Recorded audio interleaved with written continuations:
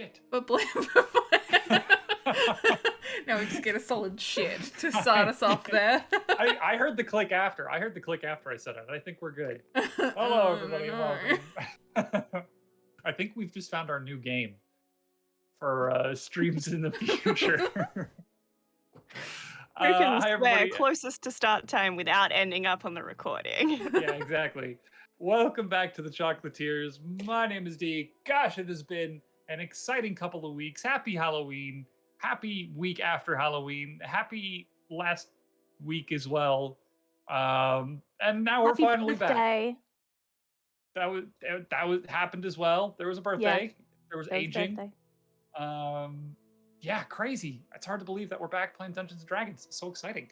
Once again, my name is D. I'm the Dungeon Master. Let's go ahead and do introductions, and we'll get right into the game because it's been so long. Why don't you kick us off, Natalie? Hi, I exist on the internet. I'm not Natalie. I was about to say I am Natalie. I'm Burrows, who plays Natalie, who is a half-orc barbarian who really dislikes doors. Don't know where that came from. I just feel like it's a good meme. She's actually got a lot more layers than that, but that's fine. I do lots of stuff.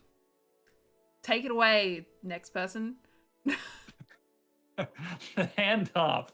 Aery, why don't we do you next? Hello, I'm Jimmy or Kat, and I don't exist on the internet, hence I am just a picture. And that's all you get. That's it. Anti-internet day. That's it. Love it. Emmy. Hi, I'm Nicole. I play Emmy. She's a tiefling warlock, and for once, I'm not the only person who doesn't exist on the internet, so yay. Mm-hmm. Welcome to the club. And the sister, Ori. Hi, I am Mel Lefson, and I am Oriana. No, I'm not, because she's really tall, but I am very grumpy. Is she very tall, though? Well, not to you, because you're 6 foot tall, but I'm 5 foot 5. I was trying to imply that you weren't that short. Jesus. She's trying to help you. Take the hint. Look, I think she's tall. I actually can't remember how tall she is. I think she's 6 foot.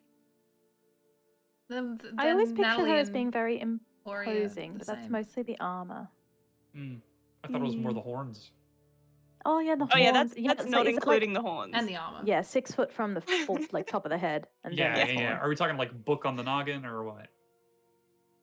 Yeah, I mean, I always measure myself with like a ruler on the top of my head to the wall. So I don't know how you'd like do the horns. So the horns are definitely taller than that. Oh, and do you do like the diagonal ruler? Like, oh, look at that! I'm actually 6'7". No, I used to do it accidentally when I was a kid. I thought for a really long time that I was taller than I actually am. Oh, I found out. Surprise. Like the other week, I found out I'm a centimeter shorter than I thought I was, and I thought I was 160, and knowing that I'm in the 150s is upsetting. Yeah, I only found out how tall I actually am when I was getting like Leon to measure me. And he's like, "You're this tall." I'm like, "Can we do it again? Are you sure about that?" And he's like, "I mean, we can. You are, I think, 166 centimeters." And I was like, "No, I'm taller than that." I think I thought I was like a full almost 10 centimeters taller because I just really didn't know what I was doing. Wow. That just must have shifted your worldview. Yeah. You're Everyone's like, 2 centimeters taller than me. That's fucked up. Not fair. I am older. Sorry. I'm on the internet. I do stuff. I am a streamer, so if that stream of weird consciousness is the kind of shit that you like, I do that all the time. Yes. All the time. And we can make more weird streams of consciousness shit happen in today's Dungeons and Dragons game. Yay! Let's go ahead and talk about what happened over the last few sessions because it's been a while. It's been a long time. It's been a hot minute. It's been a hot potato since we have played Dungeons and Dragons. The party, the Chocolatiers, recently went to a location called the Pot at the behest of their organization. They were investigating disappearances. Apparently, people had been disappearing for some time. and they wanted to try to find out what was happening. Upon arriving, the party found the place in which people were disappearing from Ridden's Dredge, an old sanitarium. Sanitarium is like a cleaning place. Because I think like sanitary, whatever. Insane asylum. Sanitarium is just a biscuit brand here. I Wheat think. Bix. Wheat Bix. Oh yeah, it is Wheat Bix. Yeah. They went to Wheat Bix and investigated and found it to be bereft of people and clues, as the disappearances seemed to be happening continuously. Apparently, whenever people stayed the night at the location, they disappeared. So the party did the only sensible thing. They stayed the night. And lo and behold, after a rushing, swooshing sensation, they found themselves exactly where they were, at Ridden's Dredge, but no longer at nighttime. Instead, it was 4 p.m. in the day. The sun was setting in the afternoon, and they were surrounded by people, the very people who had been missing from that location. After speaking with some of the members and people at that location, they found that most folks believed it was still the same day, or perhaps even the day after, that they had disappeared. And those days were specific to the days in which the people vanished elsewhere. After a brief exploration of the spore walls, where the party came into contact with some Kuo Toa, they managed to make their way over to the Grand Prismatic Springs, where they met up with a number of interesting people, Ethramal, Evelyn, and Edmund, before returning back to Ridden's Dredge to speak with Aery, or at the very least investigate, only to find that Aery had been killed by Akbanok. He was dead. The party investigated the scene to the best of their abilities before the ground began to rumble underneath their feet, and they were sucked into a crimson inferno, whereupon they perished and reawoke back at the entrance to Ridden's Dredge just a few short moments later, their memories intact, but seemingly unrecognized by the people around them. The party rushed back to Aery's room to try and speak with him, but found him absent, and on a quick disguise self from the use of Aery as Aery, found that no one else seemed to recognize Aery either. And so, as you are being rushed outside past this crowd of some 2 or 3 dozen people of all different colors and creeds, you find yourselves back out in the late afternoon sun, standing in the grass fields between the pot and Ridden's Dredge. There are a handful of birds and insects letting some noise nearby. You can still hear the chatter of activity coming from Ridden's Dredge itself as people are making their way back out of Ridden's Dredge towards the city proper. No one but you four seeming to remember the events that has just transpired. What would you like to do? I still stand by my previous statement in what I said in our secret chat, in being, oh god, there's messages. Let me just... Just scroll Basically back to that. confirming your plan Yep. for the Yes, because we hadn't said it out loud until this point. So we knew that the 3 individuals that we met at the hot springs were doing a water breathing competition to see how long they could hold their breath. Theoretically, if we know that this is a loop, we head back there. We should get there before they use them, and then be able to use those to go down the shaft thingy to get to the center that we're looking to go to, which seems like the less perilous option than jumping into that vent where those 2 fish died. If so, Natalie tells us this plan. Yeah. This idea. Okay. I like that idea, and also regarding it being perilous. I don't know if anyone else noticed. We just kind of died. I think so. Like, we can kind of do whatever we want. I'm not certain that we could just do whatever we want. I think dying in the time loop is different than just dying.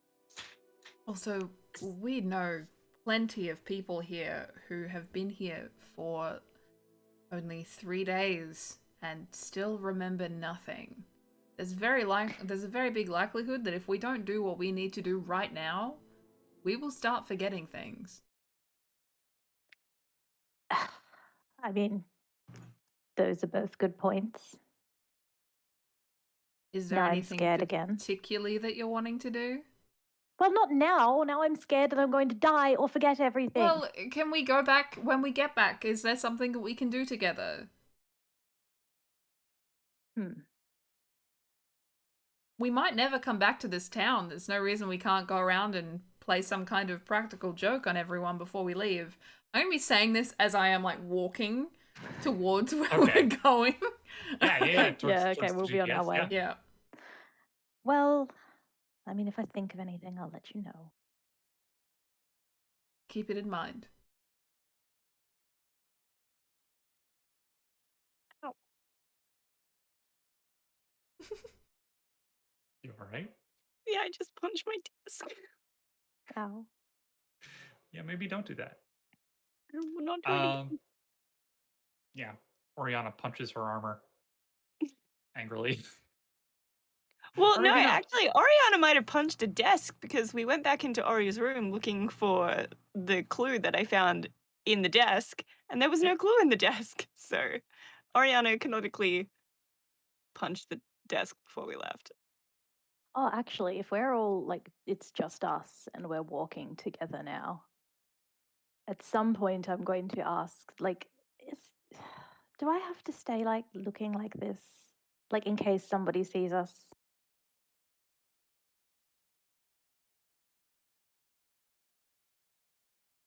I think you'll be fine to just do yourself, but it's up to Oh, you. thank God.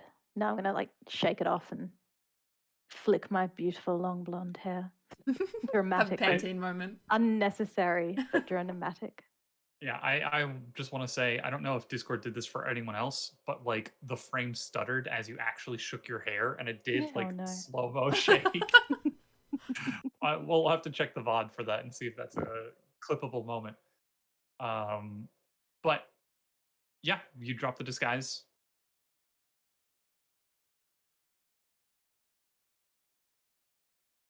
But yeah, just heading to the Grand Prismatic Springs. Why Awesome. is that such a bleh? I can't say that very well. Grapra? Yeah. Grapraspra?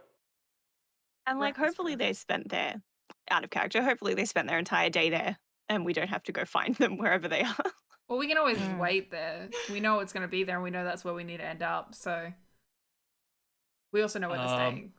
So it seemed like they'd been there for a while when we got there. Yeah. Yeah. So as you trek across the fields, you can see again the fresh footprints of the people who had left before you, who had apparently immediately arrived and just went straight back out.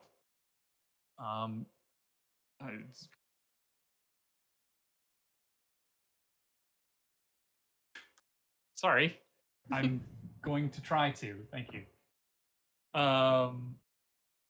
Yeah. You make your way back out across the grass fields. You can see the rising lip of the pot in front of you.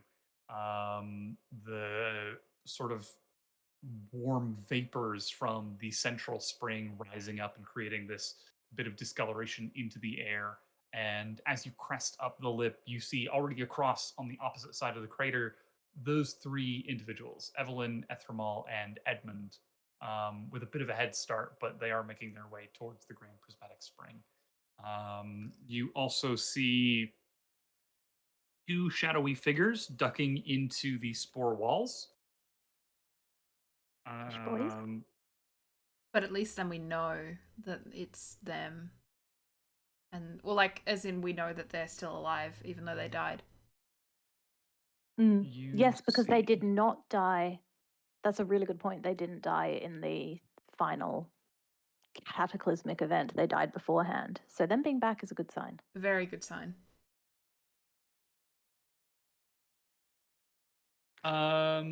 Looking around behind you, you do see Herod is running from Ridden's Dredge towards town. Yeah. Again, shirtless and shoeless, just with a joyful abandon. Trying to double check. Yes, those are that's the life and the activity that you see right now.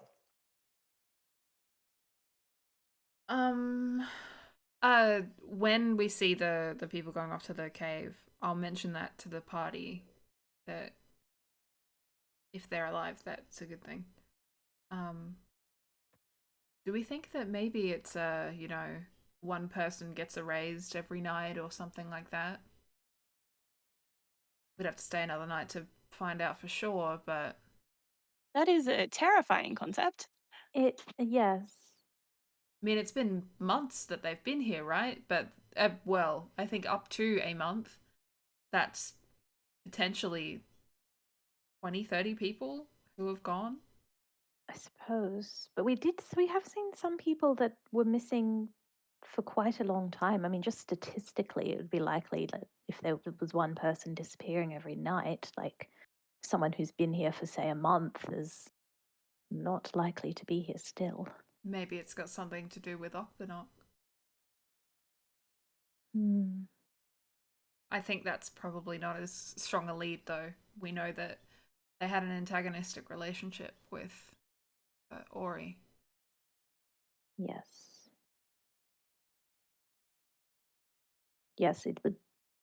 It would seem that from what they said of the way Ori died, that was just Regular. Obviously not good, but yes. it's something to consider.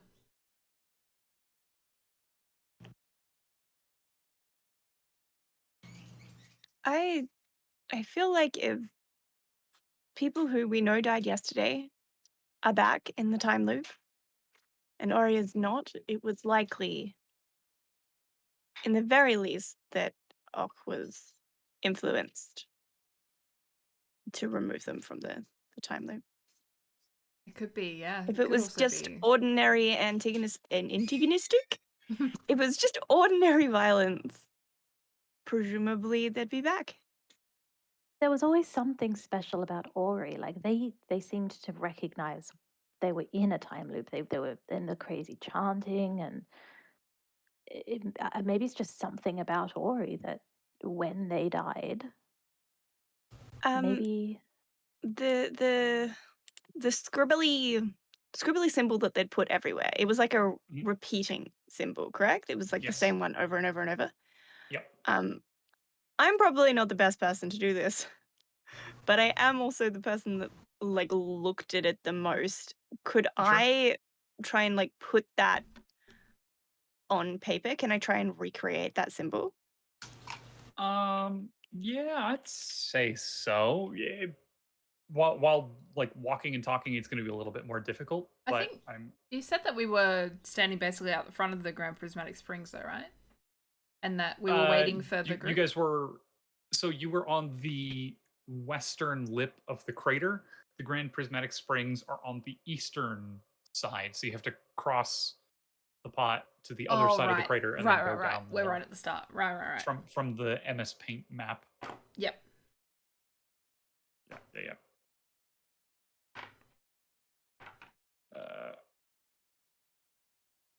Where are we going? I'm opening your character sheets real quick.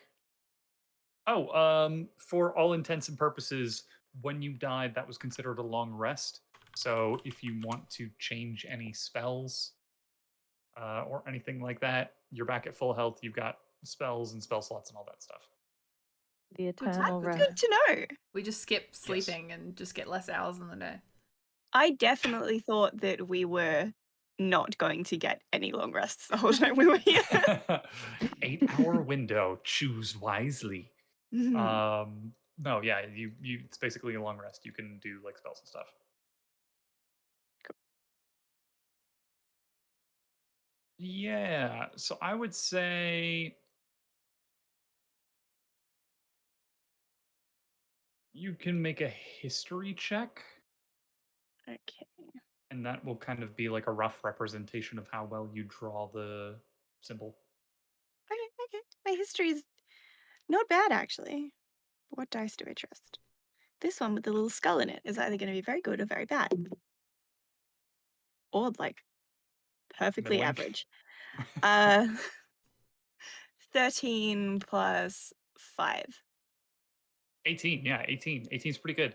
Yeah, you managed to get like the general shape, and it's kind of like when you were a kid and you learned how to draw like the graffiti S by doing the grid and like you're Mhm. filling it in.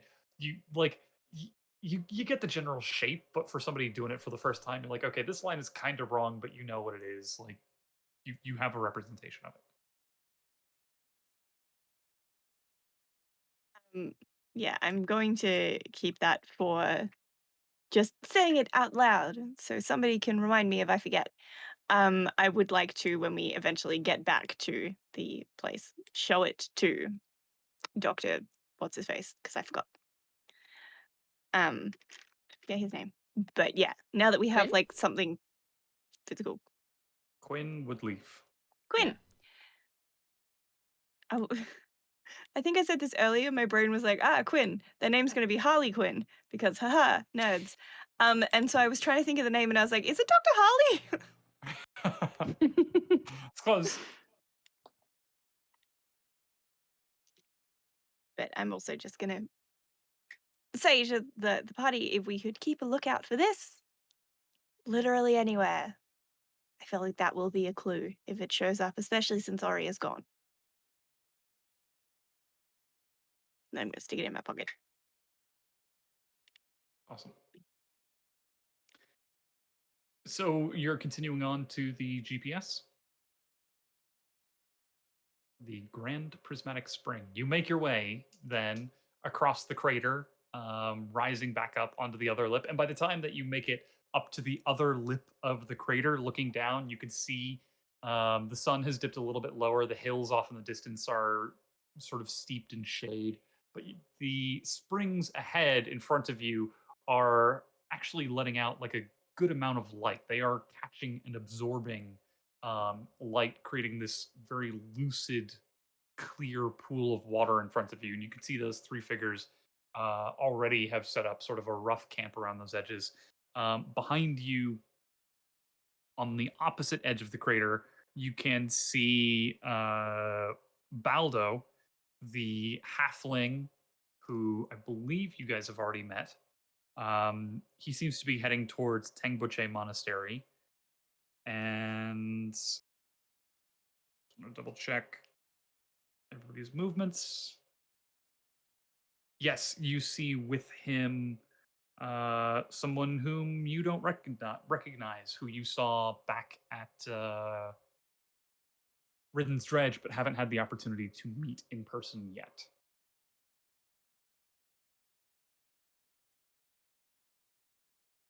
And they seem to be headed north with Baldo.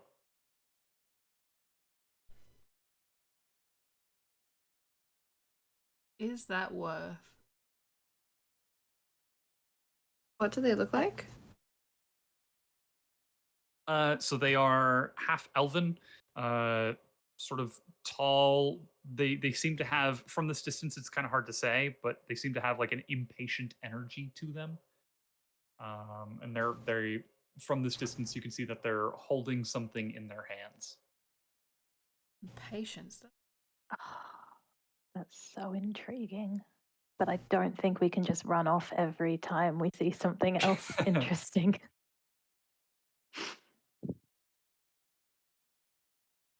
Do we have any way of contacting the other group?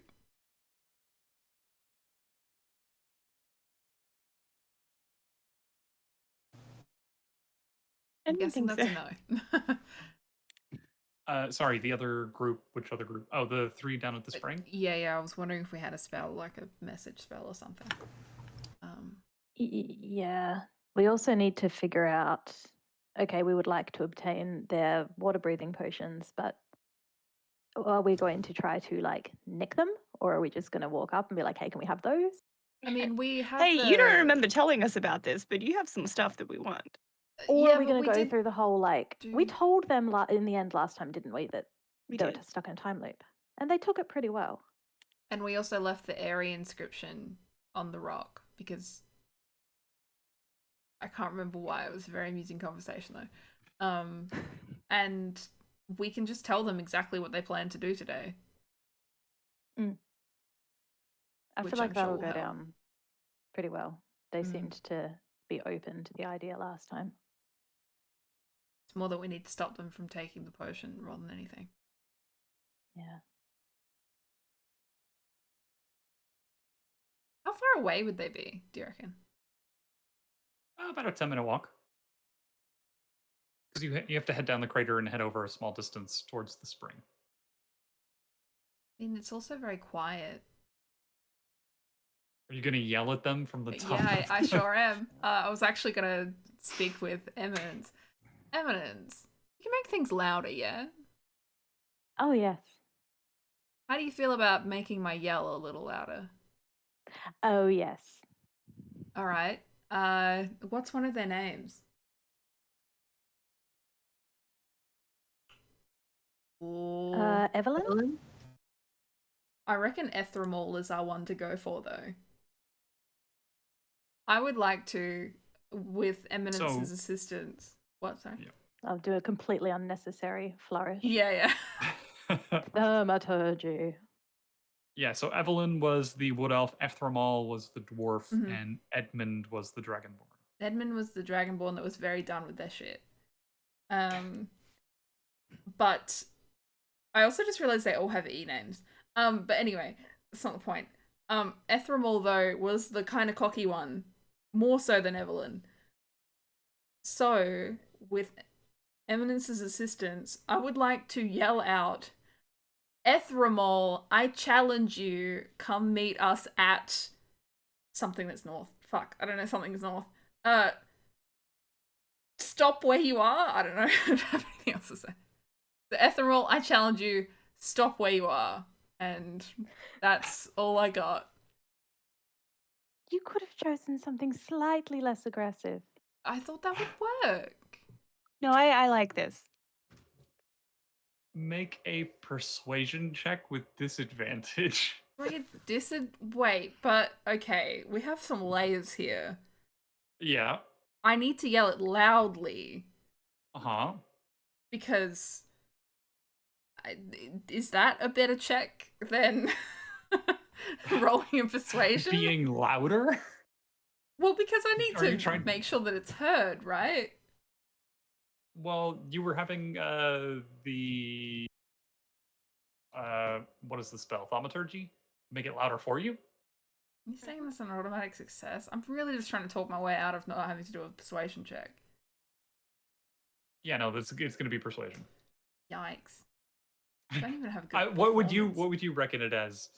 If you're walking down the street and some random person yells your name. Intimidation. And says, hey, I will stop, rule it as I an challenge intimidation check. That's something I hadn't thought of. You're not trying to intimidate him. Yeah, but I don't know if you can intimidate someone into coming to fight you. I think I have read this guy to a T. If I challenge him to a fight and he is intimidated, he'll be like, fuck yeah, I'm down for it. If he's not intimidated, he'll still be like, the fuck? This is an easy win.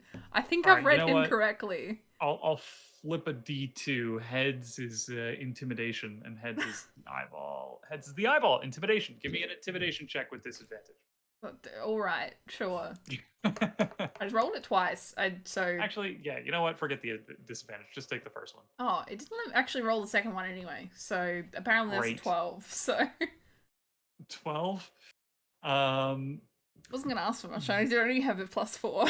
I don't have very much going the voice kind of echoes out across the open land, and you see all three of them kind of stop and look over, and Ethramal kind of squints his eyes a little bit, and they kind of share a couple of words with each other and say a couple of things. As well, I am going to point at him so he knows for sure it came from me. Yeah, For some from reason, across I like thought you were going to be like, if he can see me, I'm just going to start doing this. giving him the bird. You're I don't pretty know why far. my You're mind like went there. you're like 1,000 meters away. You're still pretty But far. if I So can it's like you even minorly see him. Yeah, it's the rough outline. Like when you're all the way across the park and you see someone and you're like, is that person that I know? I'm having an Ezekiel moment. I don't know what that means. What's your name? Party! Fuck you, Tony. Oh, man. Yeah. It's basically that. Like, what? Just that weird confusion. They've stopped. They're at the edge of the spring. You can see that he's got his shirt off, like he's about to go in, but he's looking back confused. All right. So I think I'm gonna suggest I either run over there, quickly speak to them, which is gonna go terribly, and then the rest of you go after our friends, or you run with me, we go pick up these potions, and then we go north to follow this kid with Baldo. What do you think? I mean, assuming that they're going to give us the potions now that you've challenged them to a fight, maybe you'll just get in a fight. I mean, I think that that'll still go down well. I don't see how this is a bad thing. He seems to value strength. And if you lose, Then, oh, how terrible. We lost. Give us potions anyway, because we're time travelers. You don't have a lot of faith in me, do you? I'm very strong. I don't have a lot of faith in this plan. Well, I've started it now. I'm just gonna run Yes, off. you have. Thanks for the consultation. What do you mean?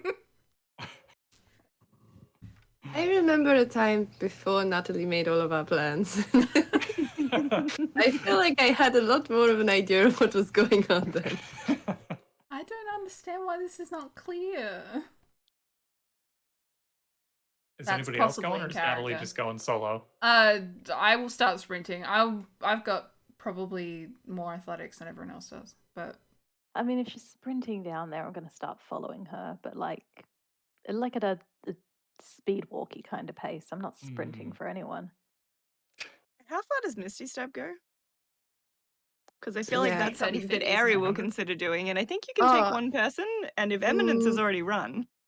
No, you can't take anyone with Misty Step. You can take them with Dimension Door. Yeah. But that's a 4th level spell. But no, Yeah. I was thinking, we'll just follow at a reasonable pace, and then when I get into range, we'll Misty Step. Yes, Misty Step is 30 feet. Yeah. I didn't So just So you like will the walk very a last part of kilometer. it, we'll just like Misty Step just like into the cave, mostly for dramatic effect and not so much for the usefulness. I literally have a note on like the top of one of my pages saying stop using Misty Step for useless shit. Yeah. I'm a warlock. I have like 2 spells. You can have a Yeah, short rest, I though. don't have that note. I could actually Dimension Door over, which is 500 feet, but Holy shit. it's a 4th level spell. Though I didn't use any spells yet. Yeah, fuck it. I'm gonna Dimension Door. So Take Dimension me Door with is, you. Dimension Door Yeah. is 500 feet. It's about 3,000 feet away. Then I will do the same as last time, and I'll just do the last part of it. When I'm We'll within walk range, I'll Dimension Door the rest of the way. 2,500 feet, and then Yeah. Not quickly though. Like, just gonna make my way over, and when I get there, I will get there. Can you bring someone with Dimension Door? Yes, I can. I can take one person. As long as their weight doesn't exceed what you can carry. No, you can bring objects as long as their weight doesn't exceed what you can carry, or you can bring one creature willing of your creature size of or your size smaller. or smaller. Yeah. I was about to say, who wants to jump in Aery's arms? Aery could carry Definitely absolutely Emmy. no one. Aery couldn't carry Emmy. Emmy is very tall. The people that we were watching, they went into a cave, correctly? So if I stayed up here to like supervise, I still wouldn't be able, like, I wouldn't be watching them. They're like gone from No. view. The people on the other side of the crater, Baldo and the other person, they were walking north along the edge of the crater. You remember Baldo was at Tangboche Monastery, which Yeah. was where they served food. The other individual you don't recognize, you don't know where they were going. The 2 shady people going into a cave, they were on the south edge. You recognize those 2 to be the Kuotoa going to the spore walls. From where we currently are, could I keep track of Boulder Where and people are going friend? to? Yeah, because if I Pretty go much, yeah. down into the So springs, I'm not going to be able to do that. yeah. So if you head down to the Grand Prismatic Springs, you'll be outside of the lip of the crater, so you won't be able to see anything going on. But from where you're currently located, you've got a pretty clear view of everything. Look, I don't love splitting the party, but if anybody's going to stay behind, I feel like I'm least likely to die. Before everybody fucks off, I am going to say that I'm going to try and keep track. I mean, we're Yes. also walking to people who aren't gonna hurt us. You Like, just challenged them to You- a I'm duel. still standing by the fact that they aren't going to kill us, at least. Kill you, yes. Hurt you, who knows what they can do. But go have fun. Awesome. Yeah. So it's a minute or two later of Natalie just at full sprint running down there, and it's that awkward situation where somebody holds the door open for you, but they're like just too far, and there's that awkward like, I'm coming. I'm on my way. And they're just looking at you, and the three of them are just kind of standing there exchanging words, watching you sprint, and the rest of your party slowly lagging behind, before finally you close the gap and catch up with everyone. Catch up with the three of them, I should say. Yeah, exactly. The Monty Python and the Holy Grail running out of the woods. Um, bum bum ba bum. Gosh, I know the music. Um, yeah, you finally arrive at the three of them, catching your breath, and Ethramal looks at you. What do you want? I mean, I think you heard me loud and clear, but we have a lot to explain and not a lot of time to explain it. I'm just gonna look left to right. Were we anywhere near the rock with Aery's name on it? Yeah, you're about 30 feet away from it. So, just to point something out, it's not gonna make a lot of sense right now. That rock there, it's the name of our friend, which I'm realizing right now means absolutely nothing to you at this current moment. However, What does that mean? what that Were you means. here yesterday? Look, I have come here because you have something that I need. And I can continue to explain, but Okay.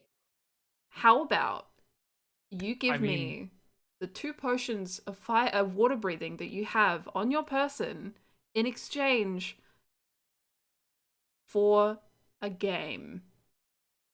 I thought that was going in a different direction completely. Um, yes. What? What? Who are you? What's your name? My name is. Do you not just accept random challenges from people on the street? I mean, uh, and he kind of looks over, and Edmund, um, generally the kind of challenges we get into are of a more violent nature.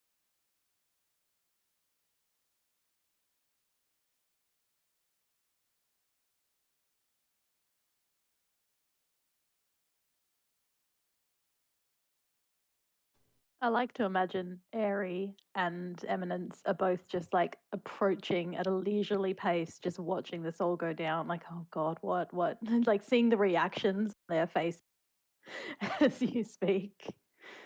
I have been informed that my regular Dungeons and Dragons volume is very loud, so I will try to be quiet.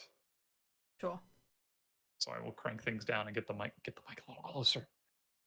ASMR. Yeah, exactly. ASMR D&D. Um, yeah, the types of engagements that people usually challenge us to involve weapons and fighting and occasionally death and the police. I also am aware that you often partake in swimming and climbing and other things as well. I know that you and your friend Evelyn have a very challenging relationship like that. So, Yes. instead of challenging your And then friend, looks over at the challenge rest. me, and we can both benefit from this. Evelyn Wait, why do you want to challenge him? Do you think that he's better than me? And Edmund, I don't look. Don't start. Ethramal, I am better than you. And Ethramal, Edmund looks over and, okay, look, I don't fully understand. And at that moment, Aery just pops into existence near the rest of them. And there's a brief, just, oh, okay, that's surprising. This is Aery, name on the rock. What, like you've never seen magic before? No, I just wasn't expecting you to teleport into this conversation. Why did you carve your name into a rock? Did you tell them yet? I did, but, you know, I mean, I left out some details, but I left the basics in there. Okay, well, yes, so we're in a time loop, and in the yesterday time loop I read my name, and then we all died, but now we're back here, and we need to get in a hole. Which we need your potions for. That is surprisingly lucid. Yeah, you were chill about it yesterday as well. Does it count as yesterday? I think it's today again. Last today. Yeah? Temporal pronouns are going to be a challenging thing. Yeah, let's just call it yesterday. Why don't... Wait, if this is a time loop, why didn't you get the potion yesterday? Because you'd Oh, already used you it. already took it. Yeah, we were too late. Okay. Well, we can sell it to you? Do you just want to buy it? I mean... I'm sure Edmund and Evelyn might enjoy a competition for it, but it seems as though you know something we don't, so perhaps some more reasonable accommodations might be. Well, to be fair, we already told you what we know, so now you know what we know. But yeah, we can buy it for you. It's going to disappear from, like, I don't know, whatever the fuck is going on in the universe, and we'll get our money back and you'll get your potion back tomorrow, but we can do it if that's what you want. And at that point, Ethramal is like, so it doesn't matter if you buy it now. The best way for you to get it is for there to be a competition for it. Yeah, you know, do whatever makes you happy. You did say you wanted to challenge me. I did. And I would also prefer not to pay because I am broke and I'm just trying to save people. Yeah. Well, yeah, that's actually a pretty good reason.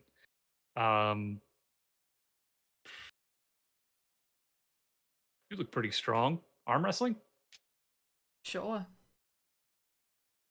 I mean, we could just paper, scissors, shears. Rock, I feel like that leaves a lot up to chance, and I don't exactly have luck on my side, as you can tell from this conversation. Well, you managed to arrive here before we were going to have Edmund drink the potion, so you've made it here in time. True. Just a lot of sweat to get us there. That's more hard work than fate. All right, then. And you see he just lies down on the ground and like props up his elbow on his own hand just in front of everyone. And okay, look, there's and Edmund steps back and says, I can act as mediator if you like. At this point, Aery and Emmy, the two of you, have arrived as well. And you can see Ethramal is like lying with his belly down on the ground with his arm propped up. I'm not coming. I'm on top trying to track. Yes. Yeah. Emmy, you arrive now. Yeah, I'm just gonna take in this scene, kind of sigh. Seems to be going about as well as I expected. I probably should have dimension doored Emmy, hey. It's fine. I'm sure that could be a conversation for later. Would have been too proud to accept anyway. It's like, hey, I'm going to teleport the final 500 feet. Do you want to come? No. I don't need you to teleport me. And as soon as he leaves, it's like, I can't believe he didn't teleport me. I told you I didn't want a gift. You should have known to get me one. Mm. So then, arm wrestling. Mm-hmm. Best of 3? Yeah, sure. Excellent. So this is going to be contested strength checks. Cool. Love It's just going to work on a positive scale. If you beat him 2 times in a row, then you win the round. If he beats you 2 times in a row, he wins the round. Sure. Are you double checking whether or not you can rage? Oh, I absolutely can rage because I've had a short rest. I was just like, you know what? I only need 2 rage charges today. It's fine. I'm going to take that risk because it's worth it for the advantage. At least one. I'll get the first one out of the way and then take a risk. See how it goes. Yeah. Right. Yeah. After all, you're going to die at the end of the day anyways. Yeah, so. Exactly. Also, if I die today, just theoretically no one fix it and then I'll be fine. Yeah. But anyway, yes. Awesome. I will, for the first round, I will rage and gain advantage on my first strength check. I don't know how to actually roll with advantage on this. You could just click it twice. It didn't do that last time, but... You might have to click, wait for it to finish, and then click again. Okay. Oh, fucking, that was nearly gonna make me scream. That's a 22 for the first one. Okay, that's a natural 20 plus 5. Rip. Love that for me. So in the first one, you lie down and put your belly on the ground. You clasp hands, and Edmund 3, 2, 1, and takes his hand away, and just almost immediately, Ethermal puts his whole shoulder into it and rotates his whole body and does just like that whole shoulder push into it. Very clearly, he's practiced at arm wrestling competitions at impromptu locations, and it just catches you by surprise and gets. Oh no, he doesn't beat you because it's 2 in a row. I mean, he pushes your hand over 1. I guess it depends on how you roll in it. He does have some momentum. He's got you about halfway down to your side. So let's go ahead and roll again. Sure. I guess I'll rage for the second one. Because your rage is still gonna last. So for your rage, I'll let your rage last as an attack, through then? an entire game. I can pinch you can myself or rage through something. like 1 round of the rock paper scissors of the what is this game? I literally just said it. Arm wrestling. All right, sure. I'll just have to try and roll that twice again. 19. That is a 16. 19. Okay, you managed to balance back up into the middle. You actually start to gain a little momentum now, and you push him down over to his half. Let's roll again. Ooh. That's a natural 20. That is a 24. 24 is even. Oh. He manages to pull upon this reserve of strength and slows it down once again. A 24 again. Wait, like the second roll? For the next one, for the I haven't third rolled this one. next one yet. Yeah, I lose. Yep. That's 21. I couldn't have beat that he without a 20. Brings it back over to your side. It's this game is still going on. It's 2 right, in a row, right. total. I'm with you. I get you. 2 in a row. So, yes. Okay, cool. Yeah, he's got you like this. Sure. Let me just roll this again. Wish I could just press it twice. That The highest is 21. 19. Okay, you get him back onto his half. This game is back and forth. You could see Evelyn is like watching and is, as much as she doesn't like him, is kind of cheering him on a little bit. Meanwhile, Edmund is just like right there like a referee in a game, just watching the hands go back and forth. Okay, let's roll again. The second one. D&D Beyond not fucking jib me. That's 13. 13. That is a 10. So finally, with enough momentum, you manage to get the back of his hand against the rocks, and he immediately lets go. And whew, that is some good strength. You too. All right, that's round 1 again, and holds out his hand. Ooh. Evelyn kind of comes over and gives him a little bit of a shoulder massage. Love that I'm like, oh yeah, I'm gonna rage. Shouldn't have for the first roll. That's a 10. 10, that is an 11 for Edmund. So Sick. immediately he once again digs his shoulder into it. He's quick off the draw and gets the initial push. Let's go ahead and go for another round. That's 21. That is 23. Sure.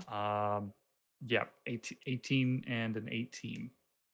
And he puts your hand down real quick and just manages to keep the momentum and push through before you manage to get a solid grip on the game. And okay, 1-1. Now things are getting interesting. Rolls his shoulder back. Edmund, he's got like the referee squat going on as he's just watching. Evelyn is like right there too, just keeping track. All right. Game 3, you clasp hands. You can feel like the sweat rolling down your bicep. And Edmund counts you down. 3, 2, 1. Lifts his hand off of yours. Yeah, no rage this time. I can't afford it. 21. That is a 24. Sick. And once again, he just gets so much momentum right away, manages to push you back. Let's go ahead and keep going. Next round. 20. And 11 this time. You swing it back towards him. You could see his elbow kind of like slip a little bit against the loose gravel on the ground.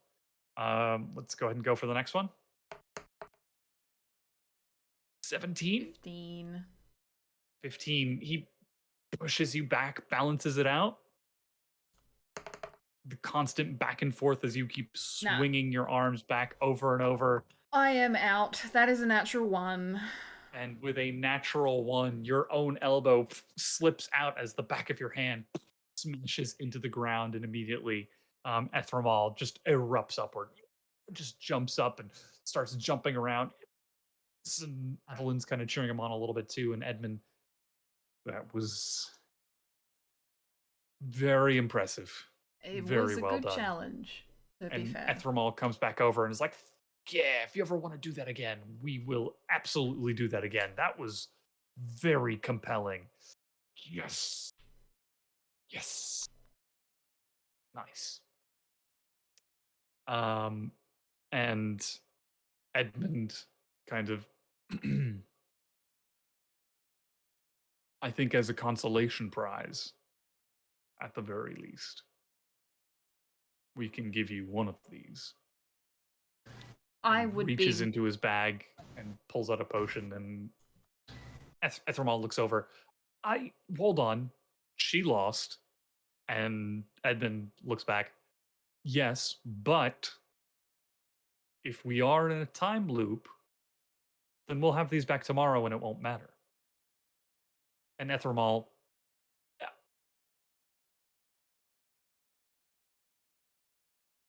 I mean, it'll hurt my pride. I mean, we can just buy them from you if it makes you feel better. Yes, also, I mean- you did win fairly. I think it's fair that we pay you instead for the potion. Yeah, we also kind of need all of them. Well, in that case, for second place, we'll give you a half-off discount. Say 20 gold. That's fine.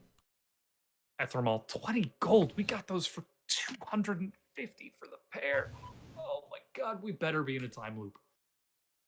You know what? Because we are in a time loop, I'm just going to give you like, I don't know, just have like 500 gold. I don't care. Just give us the potions. See, she gets it. He gets it. He gets it. He gets it. I would chip in and give them gold as well, but I've decided I don't like him now because he was being condescending. I also don't have anything to compare 500 gold to. I don't know if I have 500 gold. Um, Oh, if Aery literally doesn't have it, then I'll try to make up the difference. I give me a think sec. I'm so I, bad at I keeping only track have of my gold. like 5 platinum No, at I only have most. 150 at the moment. I thought I had way more fucking gold. Whatever. I I'll thought just I give had them. some I'll give platinum. them all my money because we are in a time loop. So Yeah, your mouth is confident making about checks it. that your wallet can't cash. Yeah. But sorry, I left all of my money outside of the time loop, so you can have 150 for them. I feel like this is turning into a roller coaster of emotions, and I'm not entirely certain how I feel about it. So I'm just gonna go. I'm gonna go take a swim and cool off a little bit. I've worked up a little bit of a sweat. Evelyn kind of looks at him and bet you I can hold my breath longer than you. You're on, and the two of them kind of run out into the water, and Edmund's just like, yeah, yeah, yeah. Good luck with your time loop thing. Hopefully we don't see you again. Are you kidding? Here. Find us. Tell us that we were in a time loop, especially if we don't remember. I Please. just meant here. We don't see you here. Yeah, okay. That makes sense. Yeah. Yeah. I guess we need to call out to Oriana, I suppose. Would you like me to assist again? I mean, the town is empty. It's like the best time to do something chaotic. But also, Oriana might have things that you wanted to look at while she's doing. I mean, I'm just trying to track some people that are going for a walk while I'm up here because I can't do it from down there. Yes. So I'm as you are just trying watching to track- people, you saw Baldo and the other person head north. You saw the two Kuotoa head south to the Spore Walls. After a short while, you did see Meili and Yana Tierson head north to the Tengboche Monastery as well. Afterwards, you saw Herod. He actually headed south. Howard? And Herod. Okay, that makes more sense. I'm like, I don't remember. Howard? He headed south and ran into the Spore Walls as well. Different. The fish people are in there. Well, not necessarily, I guess. No, that is different. No, he likes to run to the salt lick. It's not actually a salt lick. He uses it as a salt lick. Salt Anvil? Yes. Yeah. Anyway, we had the potions. Which direction should we head? Well, the tunnel that we were looking for was like in that spring, wasn't it? Yeah. I mean, no time like the present.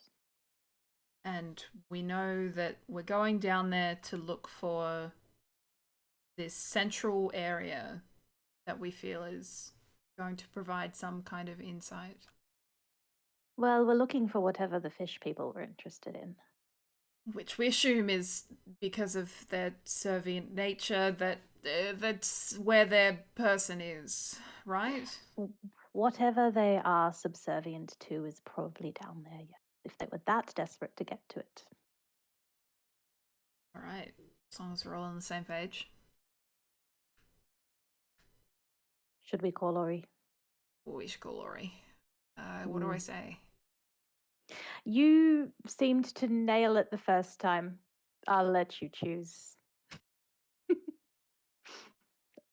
I like to think that I've cast it already, so there's just this echoing off the wall. Oriana, meet like back a Tina groan. with us. Your time is now. Fuck's sake. I'm going to cast Thaumaturgy on myself because I also have it and be like, you don't have like a word limit. You could have just spoken like a normal person. I assumed it was I love. time. I'll cast Thaumaturgy on myself and be like, it's not her fault she doesn't have magic, you know. You could have told her. It was more funny this way. Just get back here. I'm gonna start walking down the mountain. I just love the mental image of whenever Natalie has to use magic to communicate with people, to start speaking in like a really like, dost thou have any desire to return from whence thou previously was? The most formal request.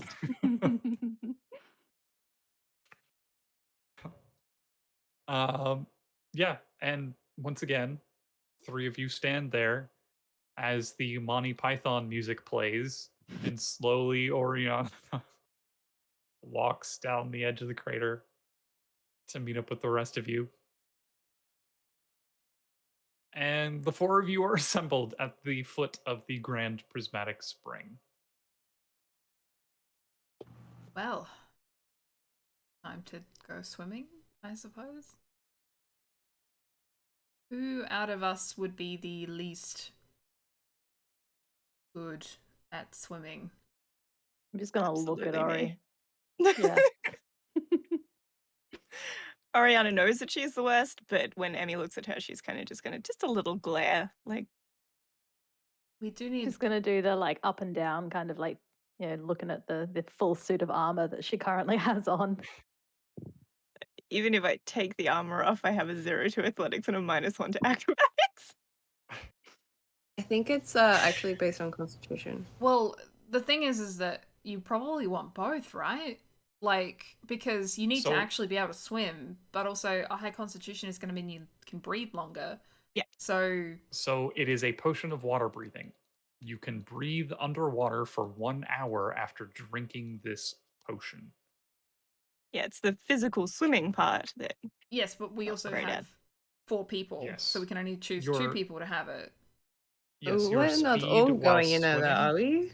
Well, how else are we going to do it? It's not like we can all like I think we're just going to have to send 2, unfortunately. Yeah, I'm Perhaps the pretty other- sure I was clear that I don't want to fucking go in the hole.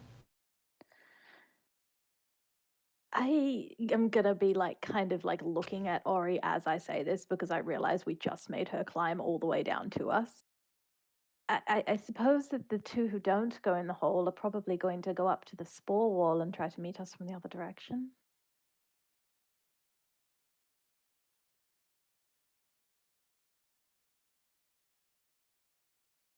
That does make sense. I think that the 2 people who take the longest to die when they start boiling to death and will therefore have the most time to get back out of the hole when they start dying from boiling to death should go in. that would also mean that there would be probably the same people that are better at swimming.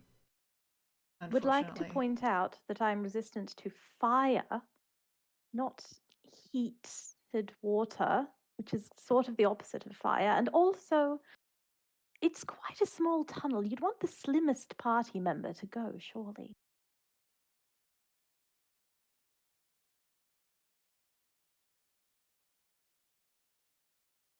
Are you volunteering? Because I'm not going. I said yesterday I'm not going. Well, then we're at an impasse because we should all go in together. If we encounter something down there, we can't have just 2 of us going up against something possibly strong. I Okay, well, appreciate let's the go, and then sentiment, if we but- die, we hope that we come back, I guess. Look, I appreciate the sentiment, but how do you expect 2 of us to not just immediately drown? Well, you just said before about, as kind of a joke, that you have 500 feet of your magic door, right? Is there a possibility of you swimming a small way and dooring yourself out there? I mean, I could try to dimension out, but I would have to know, if we're swimming, we won't necessarily have a good idea of which way is up or down. And I could try to dimension door into the middle of, a cave like the rock and immediately die. But I'm just going to assume that we'll come back tomorrow, and if not, then fuck it. Let's go. Then what option do we want to take? I say 2 of us take the potions, swim through the hole, and try to meet the others at the other end at the spore wall. And if we encounter something awful in the tunnel, then, as Aery said, fuck it. We're probably going to be fine anyway. Yes, we just have to live with the experience of knowing how we died in the middle of a boiling hole in the ground.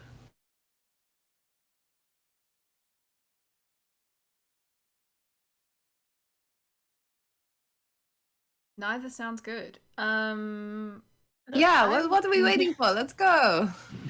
I'm not a great swimmer, but I can potentially assist. I have I 2 was spells in mind actually that I can give. going to also wonder how actually difficult it would be to drink a potion underwater.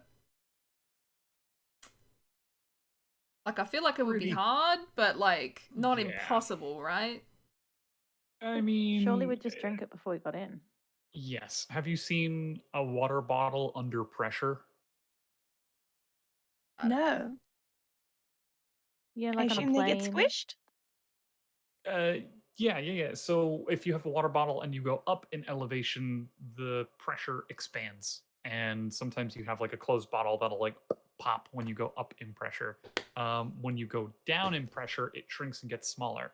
Because it's in a glass vial, the glass doesn't do anything. But if you try to drink a pressurized liquid at pressure, it's basically going to be like you put the cork off, and then because of pressure, it's going to be like opening a hole in a space station or opening the door to an airplane. Just all of the fluid is going to go super, super quickly because it's pressurized.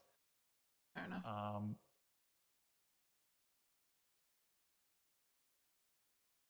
You can certainly try. I would rather not. But you said there were spells that you wanted to try? Yes. On whoever ends up going, I lost it because I was looking for the other one. I'm firstly going to do Bless, which is only a minute of concentration, so it will be when you go in the water, which is for saving throws, and where'd the other one go? Freedom of movement. Lasts an hour, and it means that movement speed is unaffected by difficult terrain. Spells and other magical effects can't really slow you down, and you can't be paralyzed or restrained. So in case there's like vines down there, you can't get like Yeah. and if you do get yourself, I don't know, caught in a fishing net or something, you can use 5 feet of movement to automatically escape from that. That's pretty In helpful. addition, your underwater movement speed is equal to your regular movement speed. So normally when you're underwater, you can only move at half movement speed, but with freedom of movement, you can move at full speed. Very helpful. So then what's the plan? Who's going which? I vote, as much as I hate to say it, Natalie and I go for a swim. Weren't you Because going to be apparently the one Aery's that's the best at handling the fire? / heat? It's Well, not fire, it's just hot water. if I boil, I mean, I've never tried it. Like, Have you ever suffered a burn in your life? I don't know. I don't do manual labor, Yeah. All right. and I You don't and I cook. then. Yeah, I would like some beefy protection if something happens. Good idea too. This is 1 and 1. All right. Well, I guess we'll start swimming and we'll meet you two, hopefully, at the other end. I hope you're not dead for good. Same to you. Yeah, hopefully not. Otherwise, at least we tried.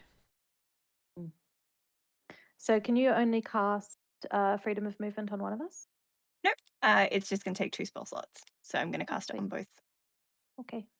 And then I wish I had a different spell, but the only one I have is bless. And then I will bless as you go into the water. Mm. Yeah, I like to imagine like I wade into the water and cast bless on me, and as we're like I'm standing in water and someone is blessing me, and I just want to point out that Dad would hate this. This feels wrong. I feel like Dad would hate this at literally any point in time I'm doing it, but yeah, extra. But doing it to go into a hot spring specifically, there's some sort of twisted version of that he might enjoy. Um, Either way, with freedom of movement on the two of you wading out waist high, you can feel the warmth of the water. The sun is starting to dip a little bit lower into the sky, and you can see the shadow creeping across the horizon towards you as the crater slowly puts this side of the field into darkness. Um, it is about 5 o'clock at this point in time with your travel and your competition and everything else. So you have an hour with your freedom of movement. What would you like to do with the potions? It is Yeah, absolutely. um, We should be having those. yeah, Yeah, Emmy and knock 'em Natalie. back. Mhm. But right beforehand, we should establish a couple of hand signals Mhm. because I'm Mhm. like, are we going? If we can breathe underwater, can we speak? Like, So you can breathe. You don't have any air yeah, so we still can't across your speak to vocal each other. cords. Also, Yeah. like, even if we could speak, it'd be like, whoa, whoa, whoa, Mm. which I feel like is So not that let's useful. go with like go and stop, and we should have something for like that's a monster. Monster. Or even just a. I don't like what that implies about our skills. Good point. So go, Monster? stop, monster. Go, stop, monster. Any others we might need? Maybe just a. Good to say we're okay. Okay. Guess we're down the potions. Yep. Awesome. The cloudy green fluid smells a little bit briny as you knock it back, and it's just a little slimy on the way down, but you feel fine. You feel the same. We don't like grow gills like in Harry Potter. Nope. Not the gillyweed. Over It's again. magic, not magic. Come on. All right. Diving time. Yeah, and Natalie was the one who sussed out where this tunnel was before, so I'm gonna let her lead. Mhm. I also Totally think not I possibly am a because little faster than you. yeah, probably. I'm 40 feet. Are you 30? I think I'm 30. I think I'm 30. Where is that on the yes, yeah, 30. Awesome. Yeah, so the Grand Prismatic Spring was just this very wide, like almost funnel. So at the center of the spring is the tunnel that everything comes up from, the water from below. Um, Again, you can see the striations of color catching light as the sun is dipping further behind the horizon behind you. As the water gets warmer and warmer and you get closer and closer to the center before finally you're back at the lip of the tunnel, and once again you can see it descends straight down for about 40 feet before curving off to the side, becoming a bit more narrow. Yep. Like I don't think Emmy has thalassophobia, but I very much do not like the thought of a tunnel Yeah, in the absolutely water not. that I'm just so glad I'm not disappears doing into it. black. That's horrifying. Let's go. Yeah, let's go. We'll do the.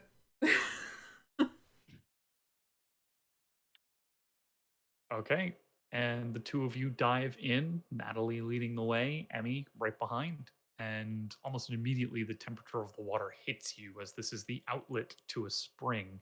Um, and you quickly make it down 40 feet to the sort of L bend At which point, looking down the next tunnel, you can see it also goes down about 30 feet or so before winding off out of sight again. Um, it is dark, very Does dark. this tunnel feel organic, or does it feel like it has been carved at some point? It's rough edged. That has been sort of worn down smooth by the outward flow of water over a period of time. It's kind of hard to say this early on, Okay. With, but I mean, I have go ahead. dark vision, so if I'm like looking and running my hands over the tunnel stuff as I swim, can I Mhm. feel any like what could be tool marks or scratch marks or anything that feels like something has been in here at some point? Um, yeah. So you're about 40 feet in. Go ahead and make a nature or survival check. I'm gonna go with a nature check on that one. 7. 7. It's too difficult to say. This is outside of your wheelhouse for knowledge. Um, but Natalie, you don't have dark vision, do you?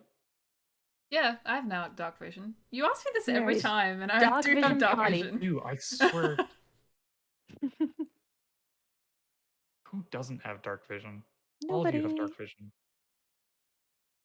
Up to 60 We feet. all do, but I think there must have been at some point like a misunderstanding that we thought. So I Traumatic remember like we experience. used to cast light on your axe and stuff like that. Did Yeah. Eridan have dark vision? Yeah, he Yeah, was an we all elf. did. All Yeah, because have he was an all. elf. He And Bryn definitely was a did. half Bryn dragon. did. Theoretically, might not Yeah. have. She did. She should have. Okay. Yeah. Yeah. I think we've just always had like someone accompanying us that needed help seeing. Maybe. Like that guy that we took into the woods and things. Maybe that's it. Maybe we just had an NPC with us at some point, and we We just usually never have an stopped doing NPC it. that we forget about. Yeah. But once we see that it does start getting dark, I'm going to take out the rope from my side and tie it around both of our waists so that because we can breathe under here, we don't need to worry too much about how much time we're taking, but just to make sure that we're tethered together, even if we can't see each other. Yeah. Awesome. Do you continue onward down this second tunnel, this second Yeah. extension? Solid. Yep. You keep going, you head forward another 30 feet, sort of at an inward angle, heading back towards the pot, sort of in that westward direction. And there is, as you start swimming, you reach the end of this next tunnel. It's hard not to feel the claustrophobia settling in, as it isn't a super wide tunnel. It's maybe 5 feet diameter, sort of roughly hewn. But just the weight of the water growing on you, you can feel it like a presence. And the temperature of the water as well is continuing to increase the further down you go. Um, you get the sense that from here, if you do continue, it could very well start to scald you just by temperature alone. It is going into the hot outlet of water coming from the pot. Gotten this far. I don't think that we would stop. No. Am I particularly bothered by the heat, actually? Because, You are like, not. yeah, cool. I genuinely wasn't sure if I would be. So you have Eminence resistance. knows that she can boil. You This do not is have immunity, but you have resistance. You are good less to know. affected by it. It's like one form of torture, I guess, that is not available. That's nice to know.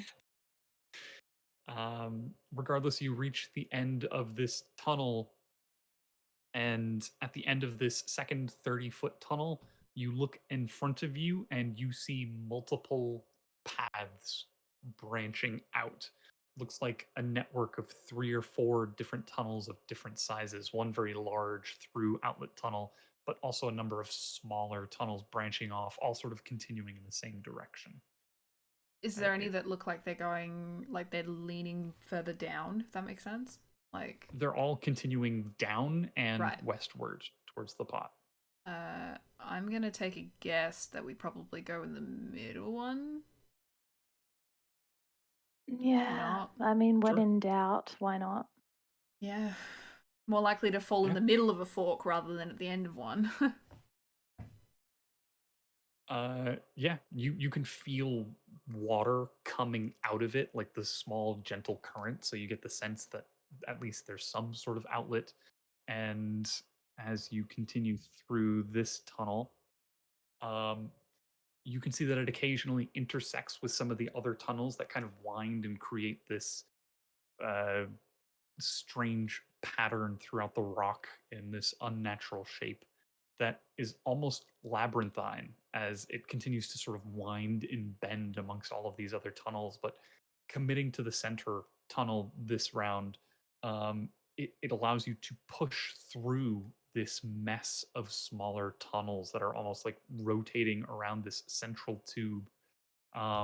And after about a good 2 or 3 minutes, maybe about 100 feet or so of these winding tunnels, you find yourself opening into an enormous underwater cavern, um, easily 200, 300 feet. The edge of your vision is just complete blackness as you continue to feel a gentle outward pressure of water flowing out from the bottom. But it's an interesting sensation coming out of the tunnel. There are the walls around you, and then it's just blackness. Guess we'd be following the water, right? Like, Yeah. So you kick out away from the wall and just head into the cavern. Yeah. Yeah. Yeah. The two of you start kicking and kicking and kicking, and for a brief moment you look back behind you and you can no longer see the wall or the tunnels where you came from. It is just black around all sides, the occasional Oh. bubbles slipping up off of your clothing. Oh, in the moment that I turn back, I realize we may have fucked up. That is 3 points of fire damage to the both of you from the temperature of the water continuing to rise. Oh. With resistance, that is 1 point to Emmy. Okay. About how long have we been going? Just to keep track I'd of say that. about 7 minutes or so. Oh, okay. So we've got heaps of time if we get lost. Yeah. But again, following the current of the water, you continue kicking forward until finally in the distance you begin to see something approaching, dark and broad, and you actually find yourself a little relieved to see the stone wall in front of you of the opposite end of this enormous underground lake. And you can still sort of feel the current against your face, against the rest of your body. And then your eyes begin to make out something unusual within the rock itself. As you begin to get closer more and more clearly, you see there's a grate across another opening, fairly large, probably about 6 feet by 6 feet, but massive metal bolts screwed into the rock around it, completely closing off this tunnel forward as you can see or feel the hot water coming out of this location, scalding at your face. I am thinking, is this to keep something in or keep something out? It's probably a bit of both. But Yeah. it's exactly the where we need to go. It's exactly where we need to go, but like the water coming out is even hot. Yes. Okay. But that's Cool. what we knew, right? We knew that We going knew in. this would happen. And you're pretty sturdy, and I have resistance. We can take some damage for quite a while. I think we'll be okay. Yeah. The bars. Not great, but okay. How close together are the bars? Are they like massive? Like there's I could easily squeeze through them, or are they not Probably big enough? about Oh, okay. each opening is about this big, and it is a crosshatch. It is a very almost like deliberately tight. You said there were 4 bolts though, right? There are bolts at each of the corners, but there are additional bolts as well, not large bolts. I'm thinking about using maybe a hand axe of mine to like use as like a like to assist me in undoing them. Mhm. Don't know. I don't have. I gave away my other one, so I can't get another one to Eminence to assist with that. I mean, I also have a dagger that I could probably do the same thing Yeah, with. yeah, Use it like yeah. a flathead screwdriver. Yeah. So the bolts don't have anything Oh. like there's no Phillips or flathead or anything. It's just like a large. Sorry, it's a Phillips head. He's screwed. So I was meaning like using it to be able to turn it. So like As a wedge. Yeah. I understand what you're saying. Yeah, okay, cool. Actually, I have a quarterstaff.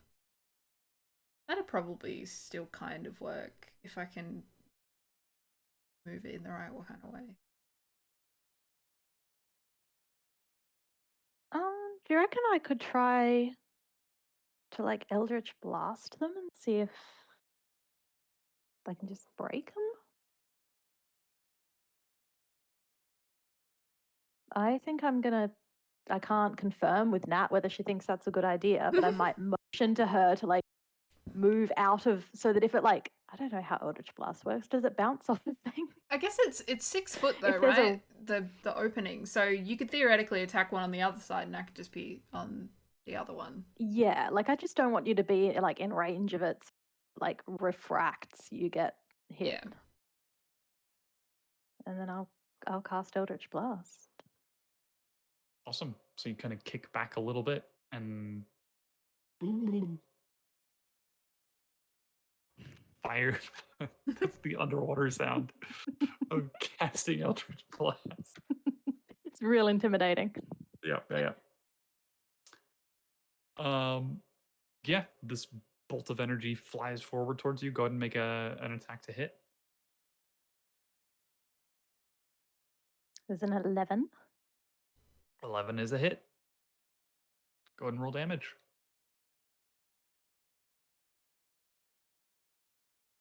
That is a 1, so 5 total. Oh. It's just a gate. It's not an enemy. Yeah. So you're targeting the gate or the bolt? Bolt. Bolt. Gotcha. The blast kind of hits the bolt in the corner of the grate, and there's like this brief flash of light as the bubbles sort of erupt in this underwater cloud. And as you kind of kick forward to get a better look at it as the bubbles dissipate, there is barely a ding in this massive bolt. It doesn't appear to have rotated in any degree. We're it's a high bit, enough yeah. level that it should have been 2. Yeah, I Right? can cast 2 bolts, but I was not going to say anything in case that actually just worked with 1. Or let's just say, look, like a character. Let's say I was casting 1 to see what would happen. But yeah, I mean it's a cantrip anyway, so I can just cast and cast and cast. Yeah. So it looks like if there is a bit of a dent though. It looks a bit damaged. Barely. Mm, It's almost cosmetic damage. It's hard to say. okay.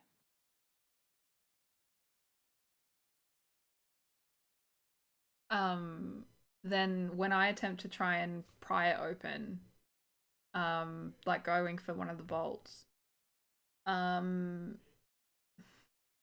don't know if this is too left field, and probably at this point, being this low in the water, it probably wouldn't work at all. But I like to think that sometimes you get extra points for ingenuity.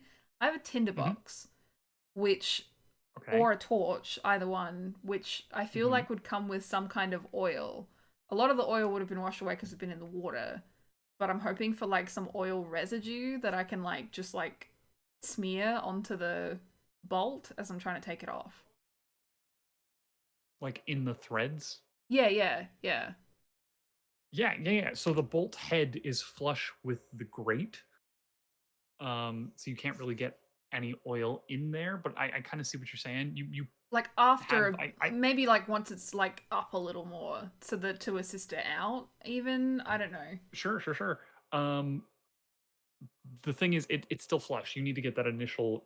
Yeah. You need to So break the bolt. let's see how the first one goes then.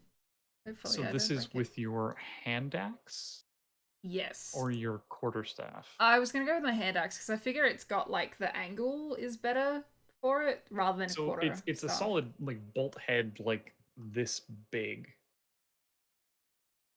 It doesn't have any notches or anything in the top. It's just a smooth, flat top. Love that. I'm going for a bolt then. It's almost like this was deliberately made or placed in such a way. Can I see through the grate whether there is anything like anything that indicates there's like a lever or a latch or something like on the other side it could be opened? Or for that matter, on this side. Make a perception check for me. Perceptive. 3. 3. Yeah, you're like looking for some sort of latch. Like you kick back to try to get a different perspective. You like rotate a little bit. You rotate upside down to see if you can look down this further tunnel on the other side. You notice 2 things. One is the rock inside of the tunnel on the other side of the grate. It's a different color. It's like a subtle, smooth gradient, but you can't quite place what it is because everything is in black and white. It's too dark to see. But when you kick back away from the tunnel to try to rotate and get a better look at it, at the edge of your vision beneath you, you see that there is another tunnel. This one seemingly to go further down without a grate on it. I might like poke Natalie and point down. Okay. So was that behind the grate? So like if the grate is over here on the side of the rock wall, this next tunnel is like below you down here. Yeah, So, like we could go through it. It's not on the other side Yeah. of the grate. The reason you didn't see it initially was because you were following the current of the water. right. Okay. Sure. If Eminence points to move, I will move. Into the tunnel. So you kick over and you head to this tunnel, and it's fairly short. It's only about 15 or so feet before it seems to make a 90-degree turn away from the center of the pot. And looking forward, you can see that goes for another 10 feet or so before it turns vertically upwards. Oh no, So- we're gonna end up going up somewhere. Can we tell this is not heading in the direction of the spore wall? It is not. It is heading in a Heading out of completely the pot. different direction, but it is fairly short from what you can see. I mean, even if we pop up somewhere where we can, like, if we get some air, we could talk and plan further. I So mean, we unless also Natalie is, can't like, talk stopping about me. this while we're underwater anyway. So, Exactly. Unless Natalie is stopping me, I'm going to keep swimming and Yeah. head up. Yeah, it's super easy. You head to the end of the L and look up, and there is a bubble. Bubble! I head for the bubble. You kick upwards, and your head finally breaks free from the scalding hot water, and the air is still like uncomfortably warm in here, but it's no longer burning. And this appears to open up into a larger room, about 20 feet on one side, maybe about 40 feet long. But all along the walls, you can see shapes, geometric patterns, not drawn into the stone, but rather as if the stone itself was shaped from these geometric patterns. Constant cascading squares expanding out of themselves, creating this weird kaleidoscope of squares and rectangles throughout the walls of this chamber up to the ceiling. The floor itself is worn smooth, and looking around, you can see a number of chairs, tables, workstations, benches, paperwork, and what appear to be strange tools that you've never even seen before littering different directions. You can see to one side of the room there is a half open chest that is just filled with rolled up pieces of paper that look like old maps. Um, Whatever this room is, it seems to be, or at least have been, fairly well used. But that said, as you get up into the room, it is dry and empty. Oh, two thoughts. Are these the patterns that we recognize from Ori's room? And does this seem recently used? Is there like dust or, I don't know, food that is not rotted? Something to tell whether someone is likely to be coming back anytime soon? Yeah, so looking at the wall, it's like someone took the flat image that Ori had drawn on his walls and brought it to 3D life, to full representation, or rather, the opposite. That this was his 2D representation of a 3D object, repeating these squares over and over and over. Um, in terms of recency, no.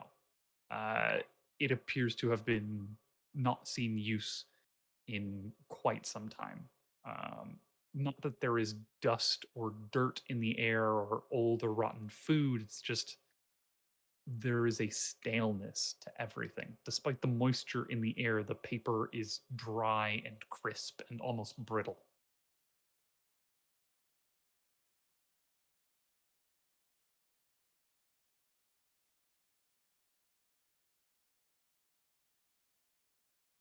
Well, it's good to Well, know that there was another way in. hmm.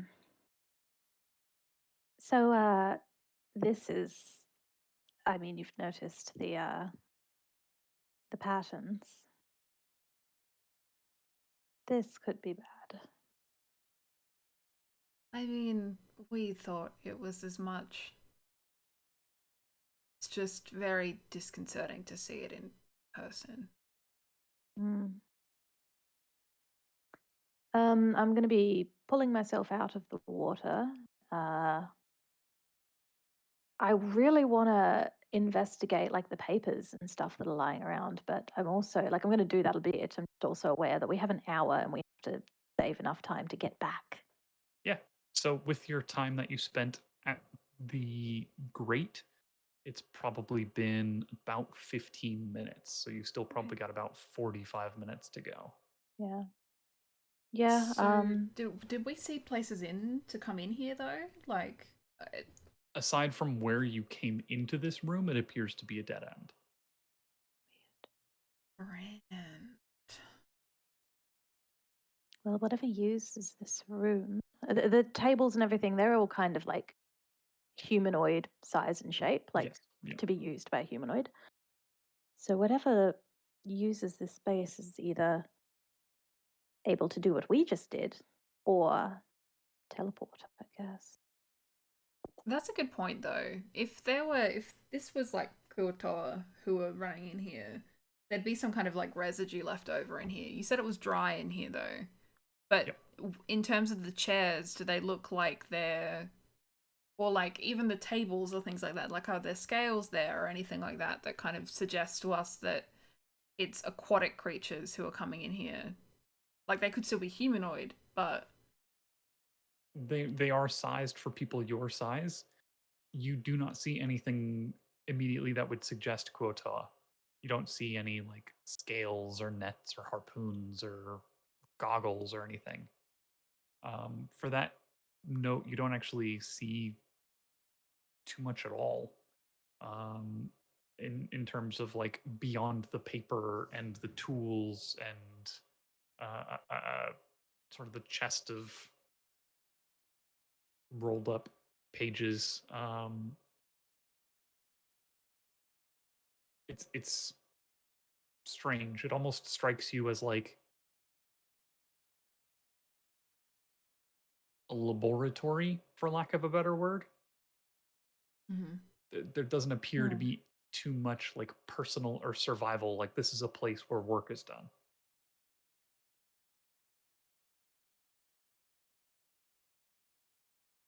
I'm going to go head over to. You said there were some papers on a table, as if Yeah.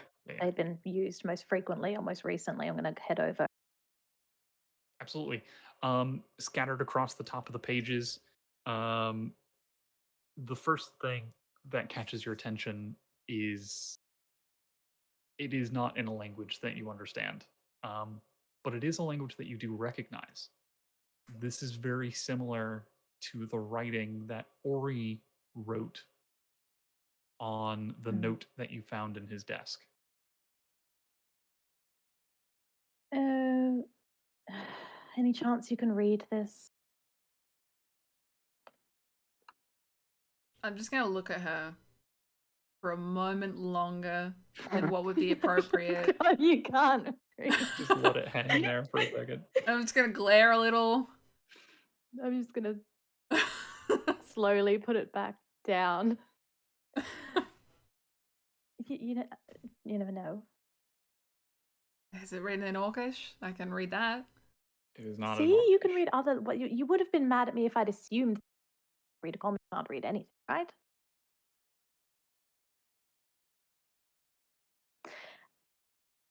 I'm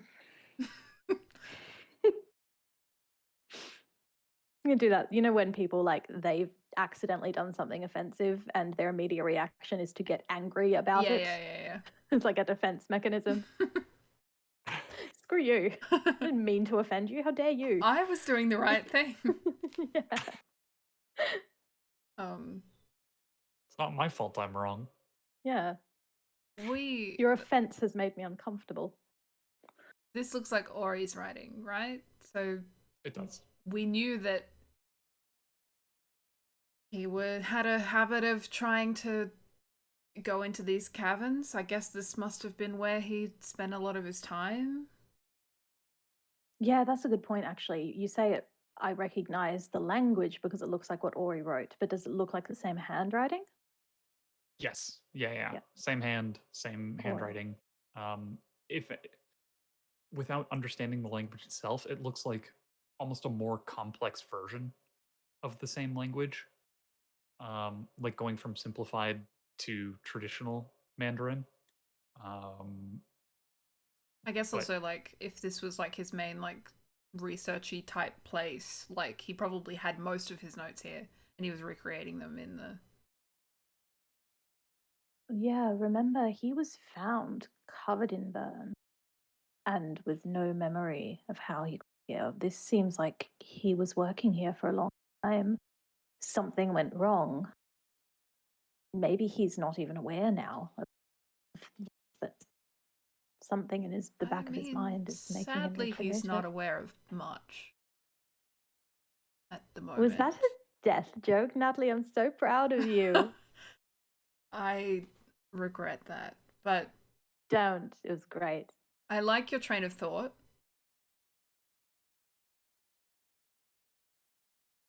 I also just realized Natalie is 19 and I hate that. No, that's perfect.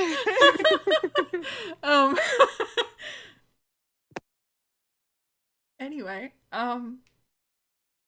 that's definitely a good point. Just still stuck on that part. What made him forget his memories? What made him be stuck? That's still the things that we need to find out. If I rifle through these papers, is there anything like diagrams or anything that could, like context clues could help me out? Make an investigation check for me.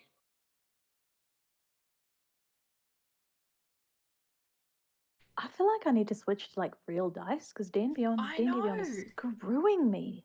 8. 8? It's hard to find anything concrete. Judging by the tools and the writings nearby them, there are like weird calipers and magnifying glasses and lenses and arcane runes written around many different things. It's hard to come up with a concrete answer. Um, you do kind of get a general sense that there appear to have been multiple projects going on. Investigating over by the chest that sort of had the papers in it, you see maps, maps of the area, maps of different areas.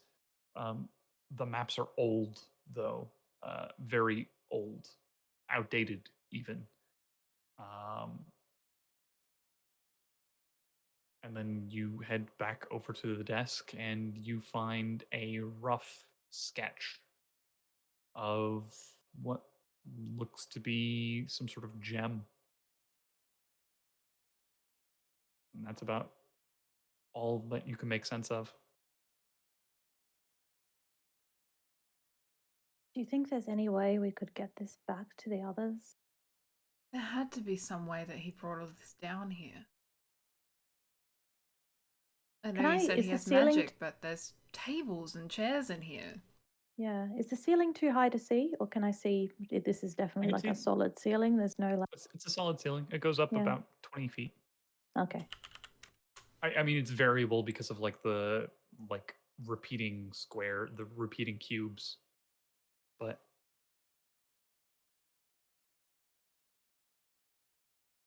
What if? Just trying to think if we have anything on our person that we could use to like waterproof these, like carry them back with us. I mean, not really, right? Like, I mean, I reckon if I like emptied out my water skin and then I could roll up like something and maybe fit it in there, but that's like not much. the likelihood is that we will never come back here. We don't have any more potions, anything like that. I think it's worth trying. And if we ruin them, we ruin them. We weren't going to have them anyway. Yeah, and I mean, wet paper is often like it's going to be a bit damaged, but it's often still visible. Yeah. Like still legible. I'm just trying. I'm just looking at my anything else I might have on me, but I think that's probably a really good option. I don't know anything else that we have that would be, but also like I think water skin would probably be our best bet. How big are they? Like, and like, how big's the paper and how big is a water skin? Could I theoretically roll up a piece of paper and put it in there? You could certainly try. Okay, so let's try that with what we think is the most important thing, which I think is this gem thing seems. I want to know what this is. Yeah, we haven't seen anything like that, right? Not that I remember. And I think if we had seen some kind of giant gem, Aery would not shut up about it. I think Aery would very much like to get their hands on something like that. Yeah. All right, I'm going to hang on. Gem. We saw that in a cupboard, right? But it disappeared the next day? Wasn't that in the drawer? Am I imagining things? Is there a gem in a drawer? I think that rings a bell. I swear there was a gem in a drawer. But I'm pretty sure that when we went back there to look, it wasn't there the next day.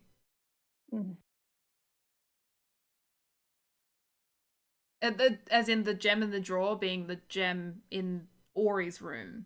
I'm pretty sure that was in there.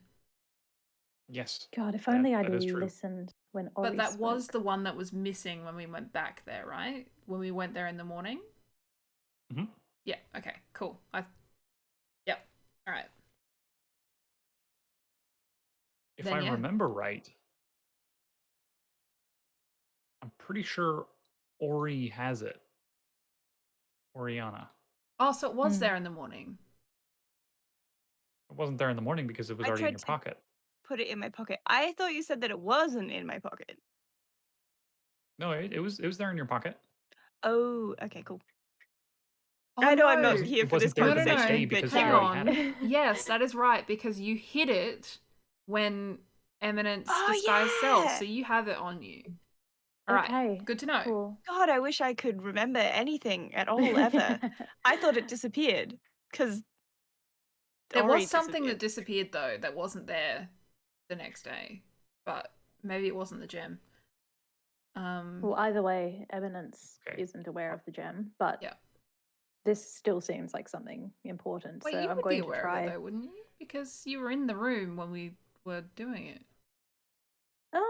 We all Well, were. Ori was trying to pocket it like secretly, so unless she told me after the fact that she'd done it, I don't know if I would have known what was going on necessarily. I mean, that was the whole point to us getting the disguised self, was to distract them while she took it. To distract them and have a look. I didn't realize that we were doing that specifically for her to steal the gem. I thought it was to distract them so that she could go in and just like case the room and see what was up. I mean, I just would have assumed that it was all part of it, you know? Yeah. Like, Okay. Well, maybe I do. No. for now, Either I'm way. going to tell you. I had eagle eyes, apparently. Cool. Okay, so definitely taking that. Yes. It doesn't say anything by it. The drawing? Yeah. I mean, there's a whole bunch of writing on the page. It's Cool. just Sick. I feel like Death Cab for Cutie. It's in a language that you can't read just yet.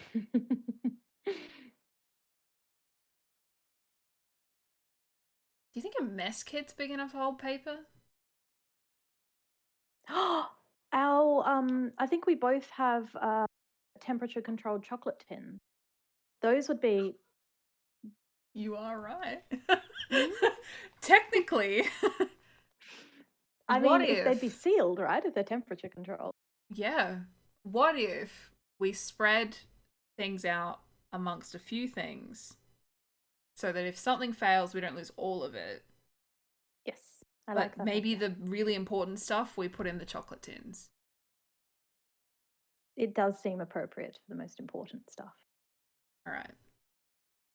All right. So I say we fold this one up, pointing to the gem sketch. That goes in a chocolate tin. Mhm. I'll take out my chocolate tin and eat the chocolate inside. Fair enough. Fair enough. It is a couple of mouthfuls, and it is suitably delicious. I'll offer Natalie a piece. Oh, I'll That's absolutely character take growth. it. I wouldn't have done that one. It is, isn't it? I mean, also, I don't know that you would have jumped into a hot spring and swum underneath something that you didn't know where you headed to at the start of the campaign either. Yeah, that too, but mostly the sharing. Yeah. It's a big deal. Okay, all of the maps. That's like odd to have this many maps and old ones. Could they be That could looking more for be something that might have, been lost to time, or looking for changes? or maybe it's just that Ori's been there for so long. But then why replace them? Like, you only need one map. I don't know. They're different areas. They're not all of the same area over and over and over. It's like this is this town, this is this area, this is Okay. Pikes, this is Oh, so maps of like I thought they were all like maps. Yeah. it's like a map of the surrounding area that's about 70 years old. There's a map Oh, of that's Pikes amazing. Peak as it was most recently charted about 30 years ago. It's all over the place. Are there any notations on any of them? A couple of just like hand scribbled here and there. Hmm. They don't appear to correlate or have any specific intent or meaning. Okay. I feel like ideally we would have all of those, but I don't think we have room to take them, do we? I mean, we've got a couple of things to spread them out across. Yeah, I would like to try to, let's say we should do maybe take what looks like the oldest Yeah, and yeah. maybe what looks like the most recent, at least. Yeah, definitely. The oldest. Oh boy, I gotta dig deep for this one.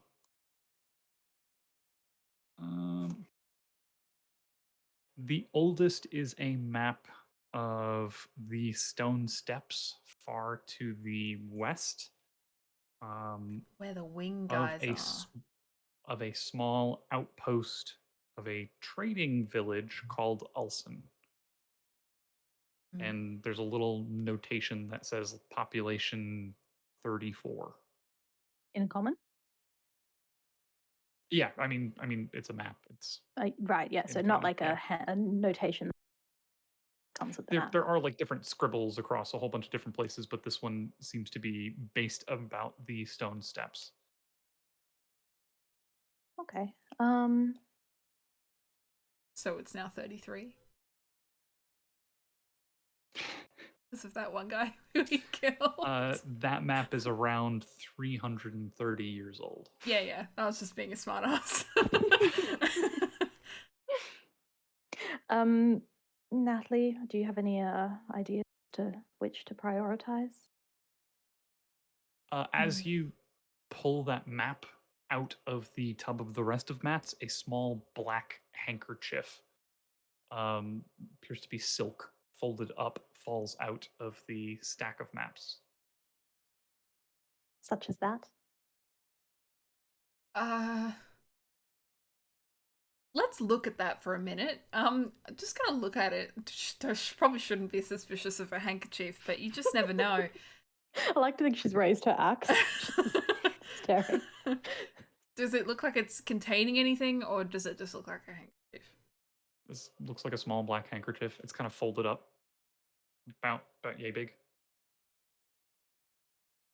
You just take a step back or two, and I'm gonna do the whole. Shut up. Poke it. I'm gonna look at her like she's crazy, but I will take a step back. Just in case. Yeah. Never know. You kind of unfold it a little bit so it gets a little bit longer, but it's still kind of folded in on itself. Just black silk.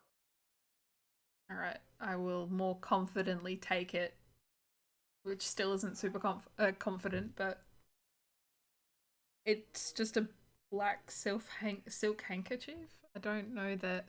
Yeah. So as you pick it up from one side, it kind of opens up a little bit more and unfolds more, and you can see that it's pretty densely folded, that it's actually not just a handkerchief. It's actually pretty large, but it's very thin. So it folds together very small. Like a scarf? Almost. Do you unfold it? Well, yeah. Yeah. You unfold it more. It goes to about scarf length. And then it starts to unfold sideways. Keeps unfolding. It's so big. This sounds like something that Aery would wear. Aery It's like, wouldn't wear this much fabric. But other than that. Maybe when it's it's cold. like a clown trick. It just keeps on getting larger and larger and larger until it ends up being this circular sheet of black silk about 6 feet in diameter. Like an altar cloth. Just perfectly black silk circular. Well, we may as well take that because it's not going to be ruined by the water anyway. Yeah, I guess so. Weird that it's sitting on a bunch of papers, though. Yeah, what did it fall out of? The oldest map? As I lifted that? It was kind of like wedged. So the maps are kind of close to the water edge. And it was just kind of resting on top of some of the papers. The only reason you didn't see it was because it's black. And you guys have dark vision. It's black and white. That's fair. You also rolled poorly on perception. I rolled poorly on everything. Yeah, fair. We should take that. I mean, sure. Not gonna hurt.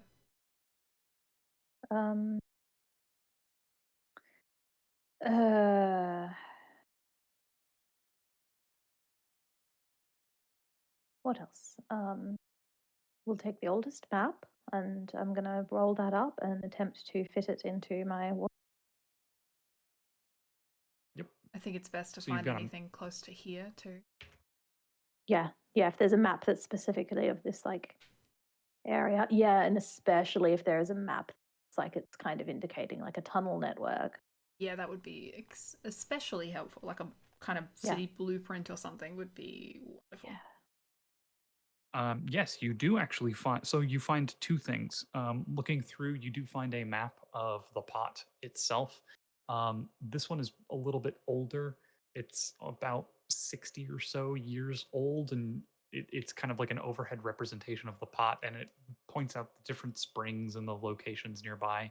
Looking through the rest of the maps, you do find a crude representation of the tunnel system.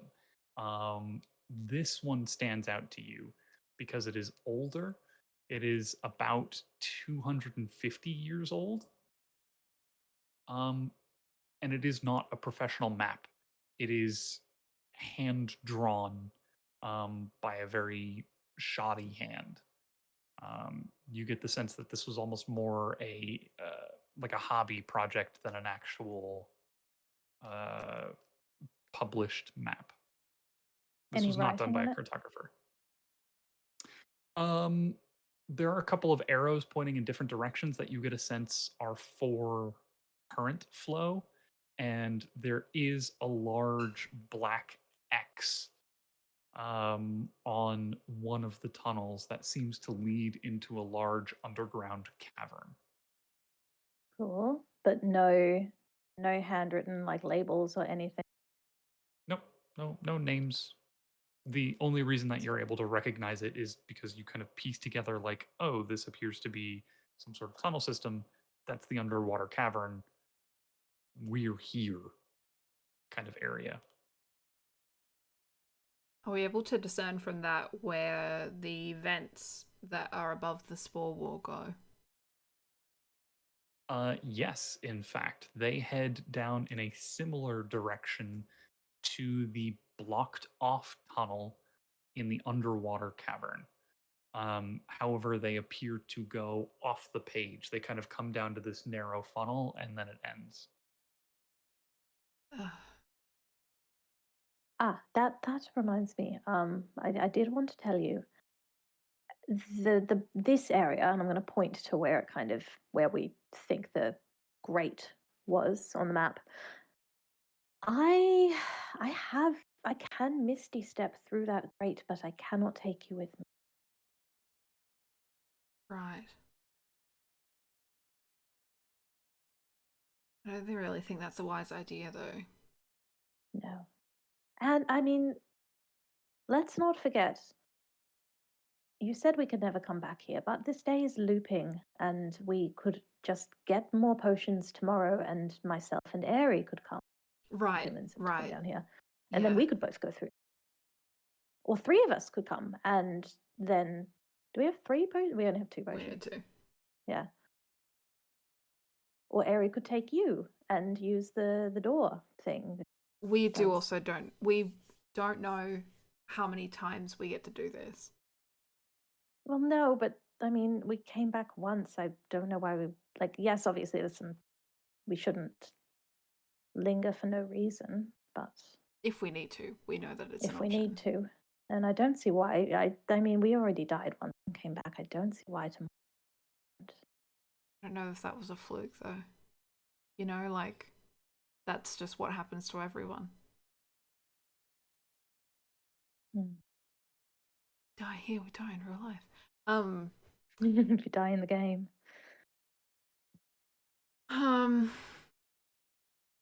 So we know that the path that they're essentially going down is going to lead off to basically nothing. Well, it's going to lead off the map. That doesn't mean it's So nothing. if we know that they're going down there, we should probably try and meet them, right? The fish people. No, our friends. Oh, those ones.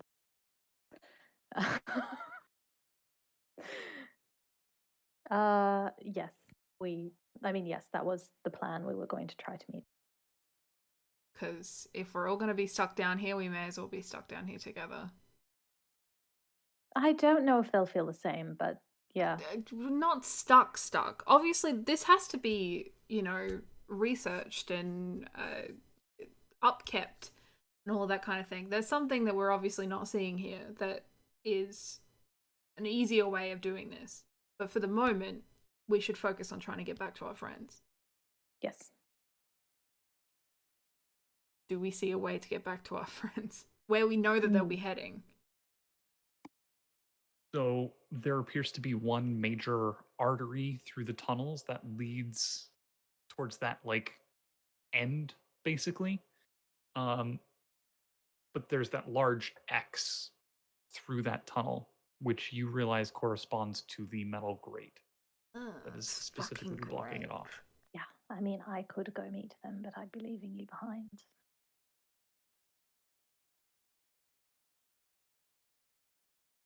Not the worst thing though, right? I'm not just going to leave you No, here. obviously I'm not just going to stay here and just sit here and drown. Uh, I meant if you can at least get through. How far is it from that X though to get to this next area? Like, is there a system of caverns and things that go in between, or is it like that grate's there and then on the other side is where it would be going? It would be a little bit further. It would probably be about 100 feet or so for additional tunnels. But with the map, you know, okay, make a left, then a right, then continue straight. Go through the corkscrew, And bam. they're relatively like thin-ish. They could fit a person. So theoretically, big risk there. You won't run into anything. Yes, but I would be what? And you're just going to swim back the way we came I'd alone? have to, and Like, then go back around to the. look, it'll take a bit longer, but I'm not just going to leave you to do that alone. I'll come with you. We can just walk to. Yeah, no, I'm just worried about the others. We have more information than what they do, and there is another option though. If we need to get there, is there anything here? This is like a lab, right? Is there any kind of tools here that would allow us to do anything to that grate, you feel? Like, is there like pliers sitting around or something like that we can cut through it or something along those lines? Looking around, most of the tools appear to be scholarly in nature. You Yeah, of do course see they up are. against the corner, up against the side of the wall, 2 additional bolts of the same size are sort of propped up, almost like backups.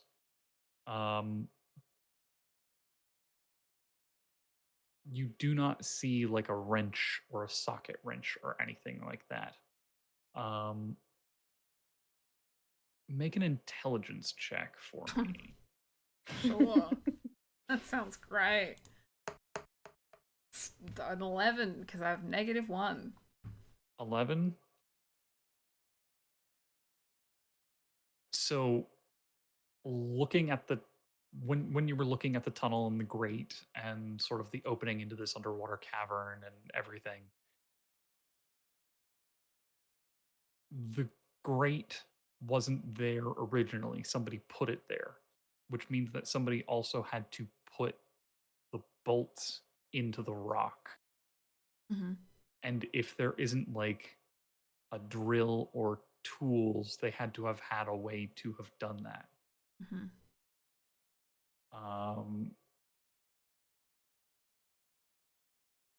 Yeah, it's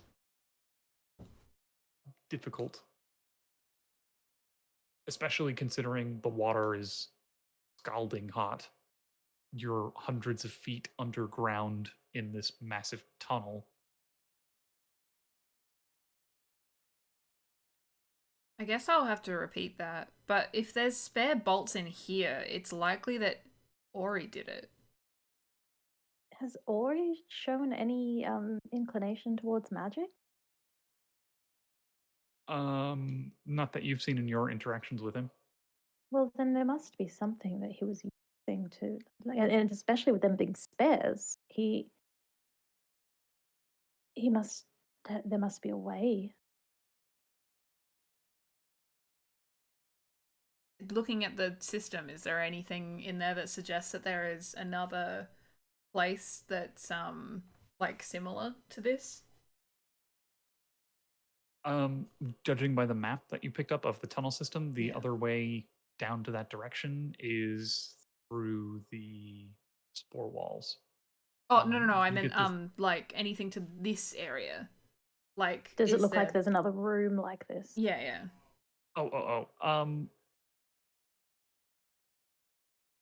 Not really. This room isn't even really marked. It's just kind of drawn as Hmm. part of the tunnel system. It's not specially notated or anything, almost as if this map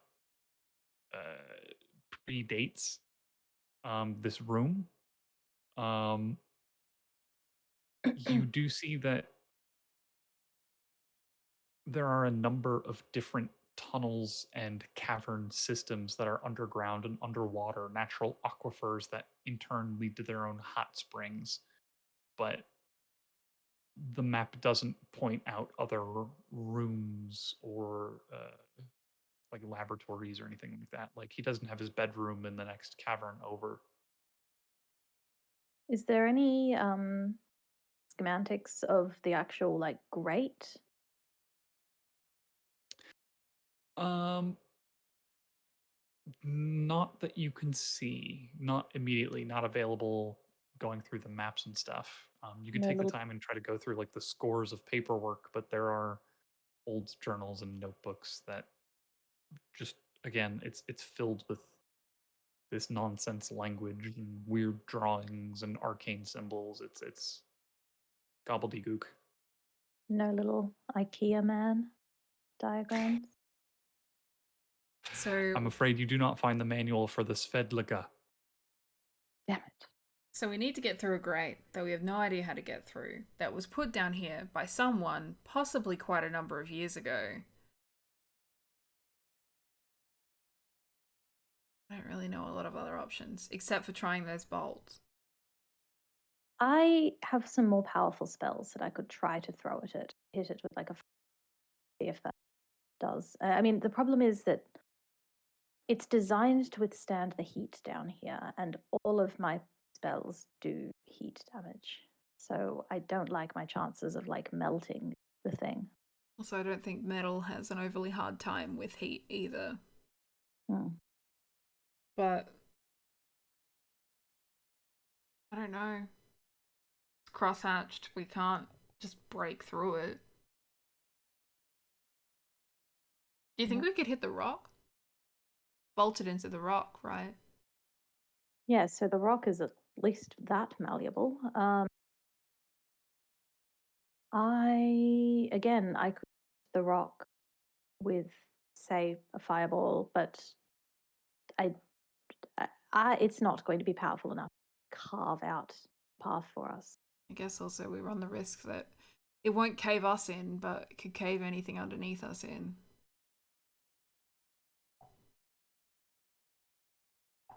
I don't know. No, unfortunately, I think our best bet is to take what we can take and go the long way back. Grand. And yeah, I guess that's our only choice. Emmy, go ahead and make a history check for me. 15. 15. You do have one thing that might be able to burn through regardless of the heat.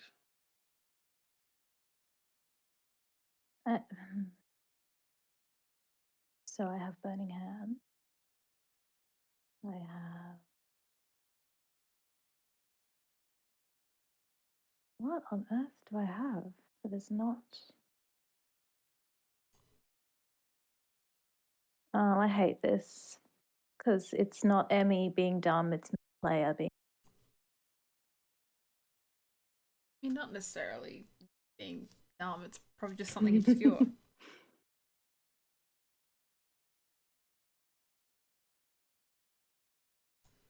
Can she get a hint if it's a spell or an item? I have sent you a DM because I don't think you've talked about this. I don't think you remember, which is why I'm bringing it up. Oh, I did not realize that's the type. Oh. Yes.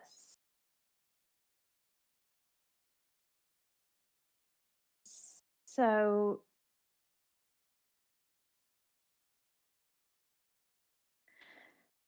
That could be an option. I have something. Okay, look, if we're going to leave anyway, I do have something that we may be able to try.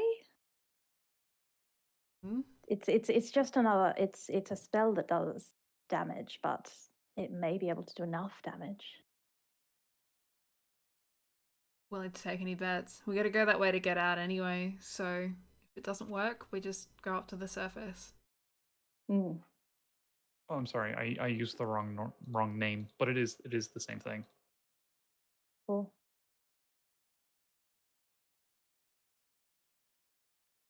Well, all right. I think same name. Yeah. Let's try to let's grab what we can carry. All right. Okay, we're definitely taking the tunnel system map. I may Absolutely. it's 250 years old. Do I get the feeling that if I fold it, It'll probably survive. It was rolled up. Like the paper isn't Yeah. like crumbling or disintegrating. This is still strangely dry in this area. because I think this is like Archival important enough paper. that it goes in the chocolate box. Like you've got a chocolate box, so you can put it in. Because I think those are probably our most waterproof items. Yeah. More than likely. Okay, so that goes in the box. We're going to take the oldest map and the map of the boat. How are we going to take those? Are we going to take what, sorry? The maps, the 2 maps. We've used up our chocolate box. I've used With the my mess water skin. kits and the water Let's skins, right? roll them up and put them in like your water skin and in the mess kits. Just Because we don't need separate to have them out. cutlery sitting in a mess kit. We can just put it in our bag. Yeah. I'd like to take one last look. I'm not going to open up and like unroll every thing, but could I have another look at the desk, those papers, see if there's stands? Make a quick investigation check for me. 19. No, 19. Um, is there anything in particular that you're looking for, or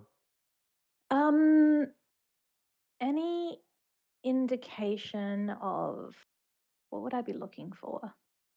I mean, mostly things that don't require language, so like diagram, stuff like that. I mean, you said that a lot of the tools here were like he was like investigating things. So so you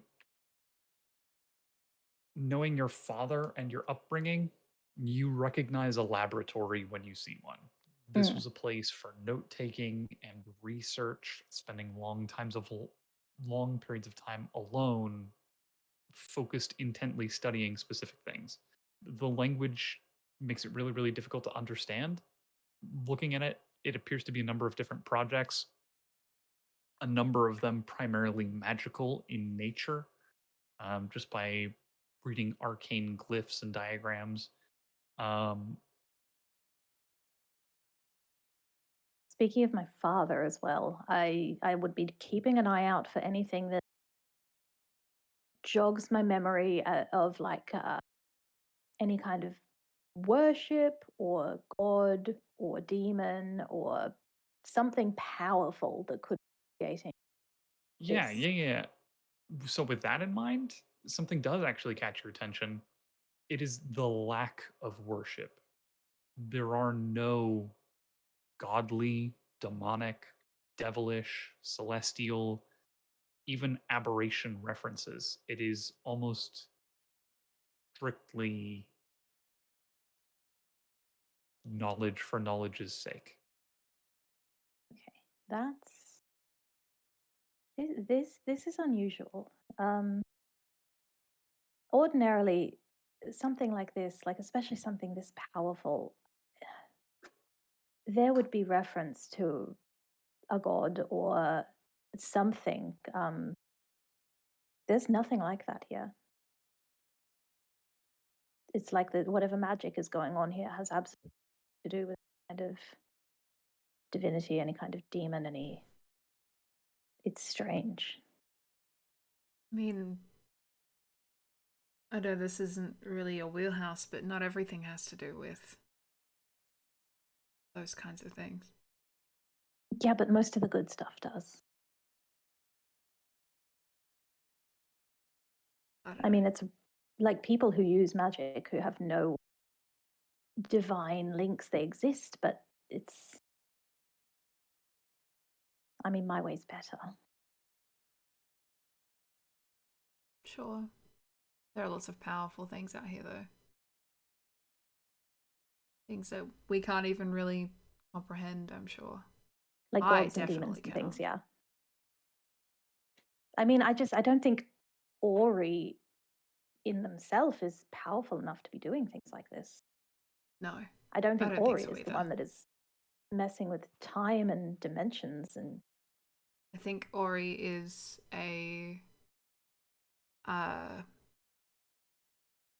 possibly the only one who knew what was really going on. But if he's a conduit for something, it's not anything he is worshipping or anything. Yeah. Mm, I understand. And I agree. it's strange. It is. Whatever this thing is certainly utilizing what they were already doing.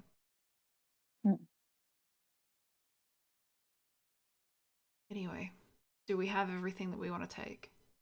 I don't see anything here in particular that, unless there's something that you think stands out to you. We have a system of tunnels. We have some things that are for other places that are older, to maybe put part of the puzzle together later.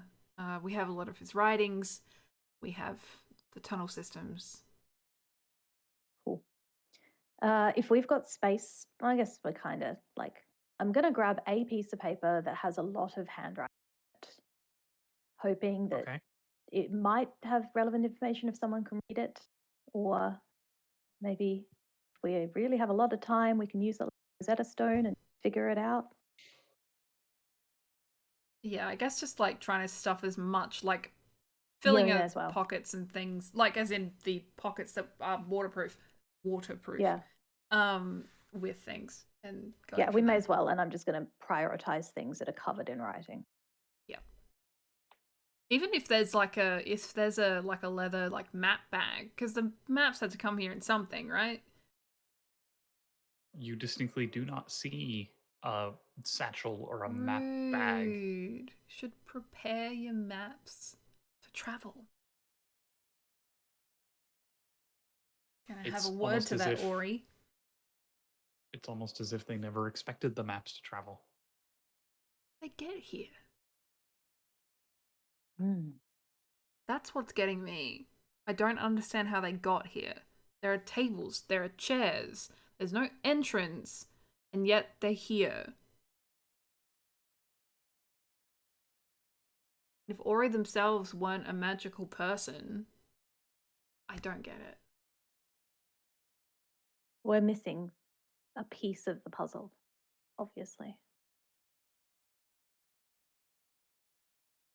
I'm gonna look absolutely ridiculous, but look, I've got to try it just because I don't have any comprehension of magic. I'm just gonna go run around and start touching walls.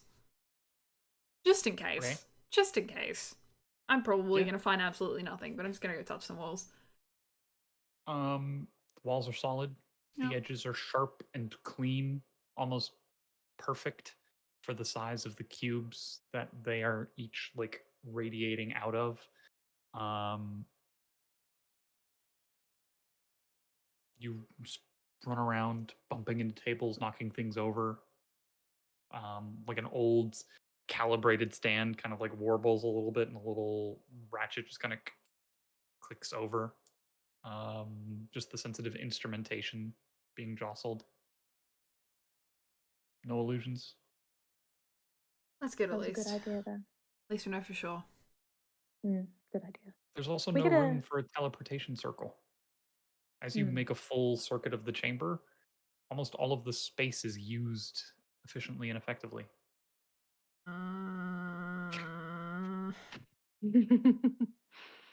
How are we going for time? At this point, you're getting towards the latter half. You've been here for a while, looking through everything. It's probably close to about 40-45 minutes in. Yeah, we need to I move. think we should go. Especially if we're going to Grate? try to break through that grate. Yes, First, let's right? try for the grate. We have one shot at it, and if we... So I'm going to try and break it. If I don't break it, then we turn around and we need to... That chamber was huge. We need to find that tunnel back. We need to allow ourselves time for that. Yeah. Yeah, we do. So Okay. now I'm I getting guess. nervous. Let's go. And yeah. Okay. And I just want to double check. You've got the old map of Ulsan in a water skin? Olsen was a water skin because it wasn't. Olsen was a water skin. We're not super Okay, convinced. the that a water tunnels skin's are in a gonna be great. chocolate box. Tunnels are in a chocolate box. The map of the pot, is that in a water skin as well, or where's that? That would be either in a water skin or in one of Natalie's in the mess box. Okay, Same. and then you've got the page full of notes. That's in a chocolate box. Yeah. The one on the gem. The gem is in the chocolate box. Oh, I see. And then the random notes are just stuffed into the mess box. I might even grab some and like stuff them in my boots. Like, why not? Why not?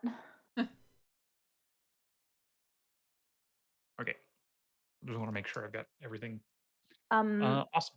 Before we head back into the water, actually, I am going to... how big was that room? How big was the room? The chamber that we came into, sorry, after, first exited the tunnel into that massive found the It was around 250 feet radius. Okay. Or sorry, diameter. Okay. I'm just thinking out loud about I can't cast my unseen servant here, can't move 60 feet away from me. But if it's a non-verbal spell, I'm just trying to figure that out. I could cast my unseen servant when we're on our way back, if we do have to go out the tunnel, send it ahead of me and say find the tunnel out and then come back and drag me in the right direction. So I would say that with your time spent looking at the tunnel system, you have a fairly good idea of how to get back. I imagine that's one of the first things that you look at is we went through this maze to get here. Yeah. This is the way to get out. Yeah, what I'm concerned about is in a massive chamber that we can't see the other side of. You know, when you're if you're walking in a big enough open space, you can walk in a circle without realizing it. We need to head for that wall and find the hole. So even if we're aware of where it is, I'm worried that we're going to have trouble finding it. I guess it's always in a pinch. Yeah. Fine. I'm just trying to figure out whether I can actually cast it and mentally tell it to do something without verbally. Perform simple tasks at your command until the spell ends. Springs into existence in occupied space. On each of your turns as a bonus action, you can mentally command the servant. But it moves up to 15 feet per turn, so it moves pretty slow. It moves 7.5 feet. Yeah. In the water, which is almost not. Yeah, so it can't really move ahead of it. It's non-corporeal. It's not affected by water. Oh, right. Still not as fast as us anyway. Keep that idea in the back pocket that if we're really getting desperate on the way back, I can cast it and see if it can help. Just to try and head this off before we get there, casting spells underwater, spells that require a verbal component, I will say that it's going to be Critical Role rules because I really like what they did. You have enough air for one spell. Oh, okay. And then once you speak the air out of your mouth, yeah, because you're holding no your more breath. air. Yeah. Okay. For you, it doesn't matter because you've got water breathing, but you can't. There's no vibration. Well, I'm gonna have to I'm assuming that my fireball is gonna have verbal component. Let's go. Yep. Let's go. To the great. Awesome. We gotta go find our friends. You dive back into the scalding water, and immediately you are hit with 2 points of fire damage, halved for Emmy. Me. You pick down the narrow tunnel, make it through the U-bend, back up into the large cavern, and quickly find your bearings and make your way over towards the metal grate. Cool. I will try to gesture for Natalie to move away from the grate, and I hope she doesn't realize that I don't really know exactly what I'm doing, but I'm going to cast Hellfire at the gate. Awesome. So it is, for all intents and purposes, a fireball spell. Mm-hmm. It is a metal grate, so it fails its dexterity saving throw. You point at it, and Natalie, you see a streak of red suddenly light up the area, and black light streak out from Emmy's finger and hit the grate. And there's an immediate eruption of bubbles as the water begins to cook and boil from the temperature. But the bubbles continue to churn as this explosion kind of settles out. And as you let your vision sort of return to you through this bubbles, you can see almost like an underwater welder, this fire burning on the grate. It's kind of spread out onto the rock on the side, and you can see that it is consuming a little bit of the rock as well. But the fire isn't white and red and yellow. It is angry and violent, black and violet and crimson, not burning the rock, but consuming it into nothing as the metal grate slowly begins to become pitted and these holes begin to open up. You are surprised by the violence and malevolence of this flame. But within the span of about 30 seconds or so, a large enough opening of the grate falls through as it continues to burn like it's in caustic acid. But the grate is now open. That said, the fire is continuing to burn and spread along the rock, creating a larger circular ring, almost like haloing the grate. If I had air, I would be squealing and giggling. But as it is, I'm just kind of like making no noise, but pointing and like looking at Natalie like, "You did this? I did that. Me." I don't understand magic, so I'm like, Make a perception check for me.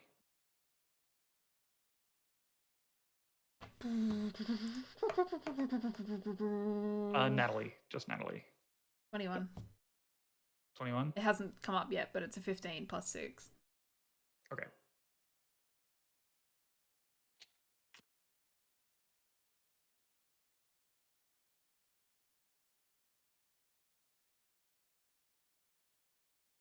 Good to Okay. know.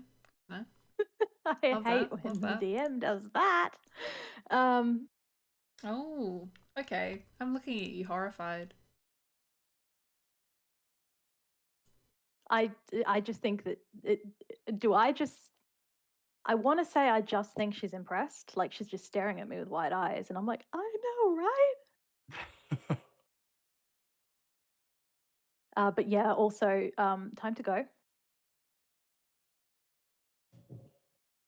It'll be a few more moments and then I'll eventually snap back into what we're actually meant to be doing. And I'll follow after you, not ahead of you this time.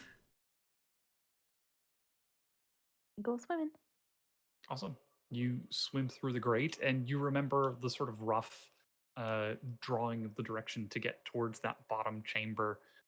You see now a little bit of the light left over from your fire spell is sort of glowing on the rocks themselves. And initially, the red glow you thought was from the fire, but you can see that the rocks themselves almost have a bit of red tint to them as you start kicking further and further down this tunnel. And you go left, you go right, you follow the corkscrew until you reach what should be the edge of the map. and the tunnel seems to level out horizontally before opening up above you. And it seems to open up into a pool of water, maybe about 40 feet above you. Um, you see that there is, again, you're fighting against this strange, gentle current, but there isn't like a river or anything. It's almost like a pool, like an end, like a terminus. But the chamber is dark as you enter into this pool and reach the end of the tunnel.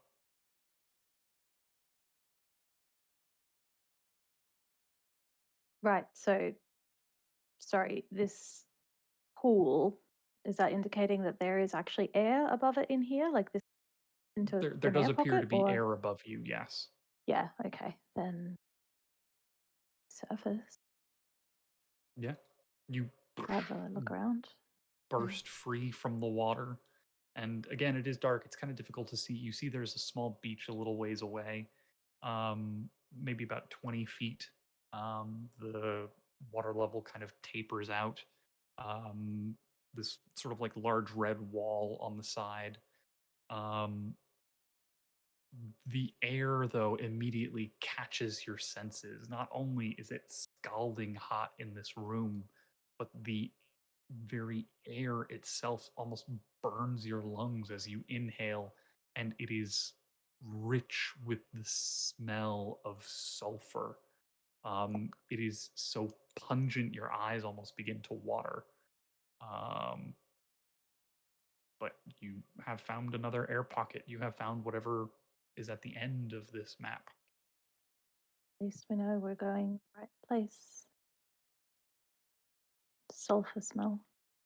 I'll tread water and wait for Nat to surface. Yeah, I'm guessing eventually I do. Yeah. Did you see that? Yes, I happen to. That was so cool. I haven't because I didn't want to use it because I didn't know what it was to do, but like, how cool is my dad? I think that's all you, Eminence. Have you also happened to look in a mirror when you do this at all? I just told you I've never done it before. Like he only gave it to me a little. Why? Your eyes are completely different. Like cool, different. Just depends on your definition of cool, I suppose, but Okay, but like, Natalie, you are reminded of her father's eyes. her father's eyes. Yes. Grand. does she tell me that? You look the spitting image of your father with those eyes.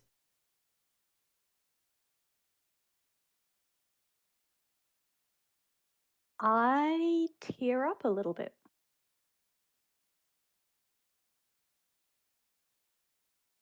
And if Natalie can't tell whether they're like happy tears or not, it's because I don't know either. Oh no. But wow.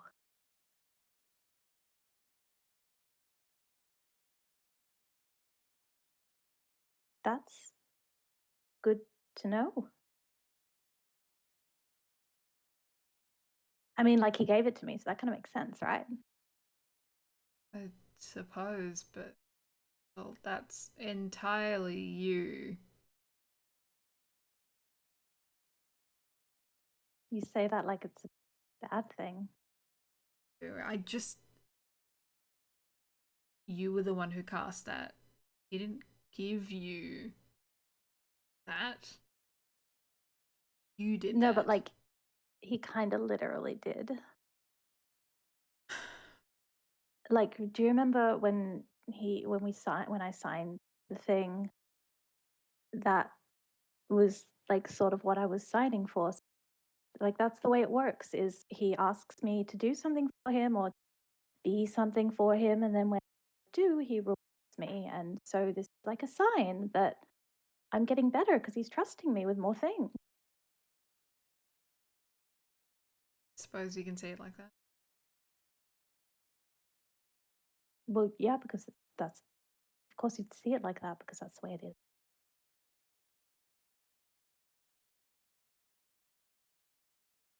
Anyway, we have to keep moving. Where to? Shouldn't we wait here? We know that this is the part where they will come up. Well, I'll start swimming over to the beach. If there's like a tunnel in the walls down there or something, I'm guessing that that's where we'll meet them, because if they're trying to head down to us, if there's only one tunnel and we follow it, then I'm assuming we will meet them eventually. Shouldn't it be better for us to use whatever time we have remaining with these potions and try to meet them as far out as we can? So, just as a point of clarification, I don't know if I mentioned this, but the way down to this current location, this end of the map, as it were, um, going through the water is through this path, through the grate. The other route to this location was through the vents in the spore walls. However, that is through air. That is a dry path to this location. Okay. Yeah. Okay. So that's where. Sorry. Like, yeah, if we're meeting them at the spore walls, we're kind of converging. I was kind of literally thing. thinking like it's like a thing like this, and the path went down here. Like the grate was like here, and so we went down, and that's further. Okay, that makes sense then. Brain imagine it completely different. So yes, so let's get up and go. Yeah. You've probably got about like 5 minutes or so left of your water breathing potion. If you tried to swim back now, it'd be a bit tight. Oh yeah. I more meant like, going underwater and like sitting by the entrance if it had gone down that way. So that we could be there to literally just like fucking ferry them in. But that's not where they're coming from. So fine. As you make your way over towards the beach, there is in fact a tunnel continuing on, and it's this sort of strange shape. It's kind of like flat on this side and curved on this side. And the wall that is flat, as you get closer to it and pull yourself up onto onto the beach, appears to be like some strange material. For one, it is blisteringly hot. But for two, it's not stone. It's smooth, and there are like grooves in it, but it's fairly regular. Okay. For the hell of it, could I use my wandering skills to discern what kind of thing that is? I don't know. I feel like that's more intelligence and wisdom, honestly. I was vying for a survival check, but I honestly don't think I can swing it. I mean, it is, you could treat it as like a natural hazard.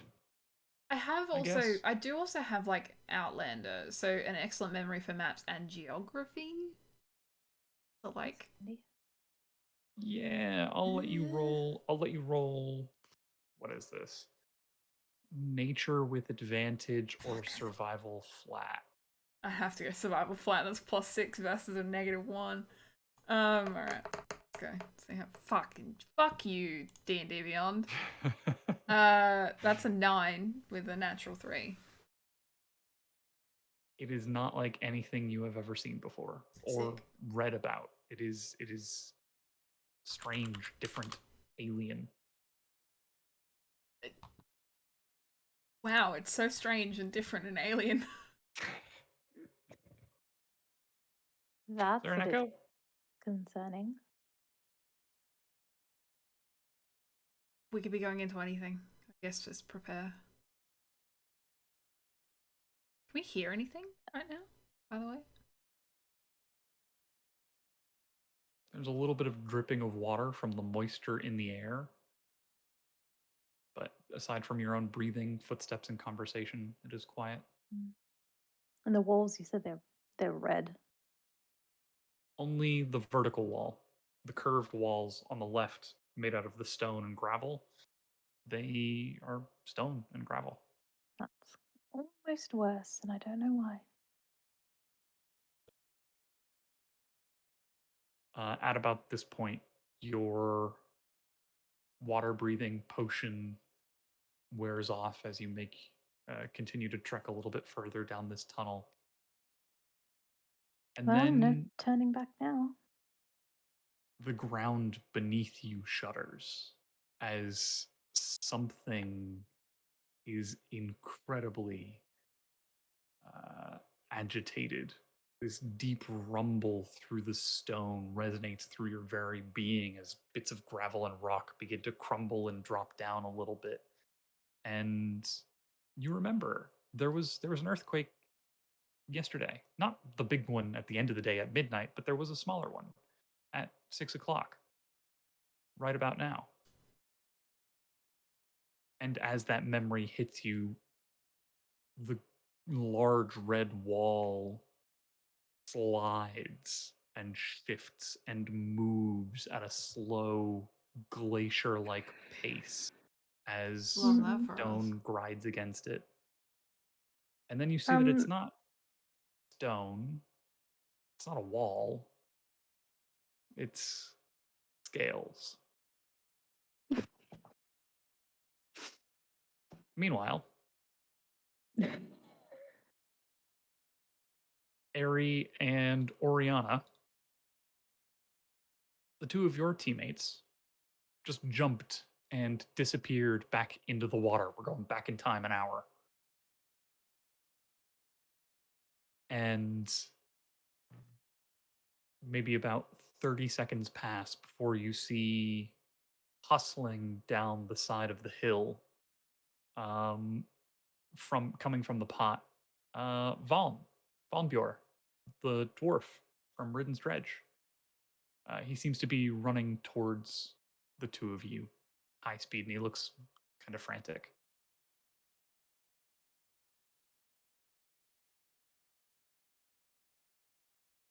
I think I'm just gonna wait till he gets here.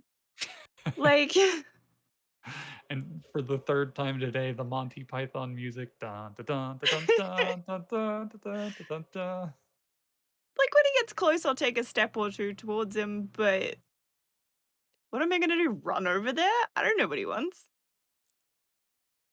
Just gonna wait for him to approach. Yeah, for about 3 or 4 minutes, you wait for him to run. He doesn't look like he's in great shape, and it seems to take him a lot of effort. But by the time he finally catches up to him, you can see he's panting and out of breath and sweating and catches up. You four, or two, there was 4 of you. You're the new ones? Listen, New? I'm gonna die, and I don't know how. And that's where we're gonna go ahead and end tonight's session.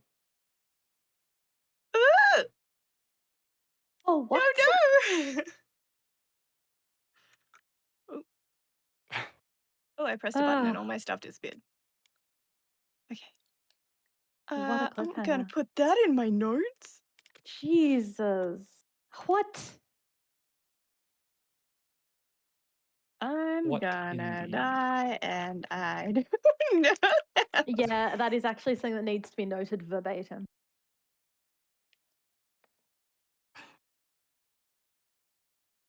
And just so I'm getting this right and not writing down a name that I think is correct and is very much wrong, like Howard earlier. What was his Yeah, name? right. Valnbjör. I'll type it in the chat. Thank you. Oops. Where do we know him from again?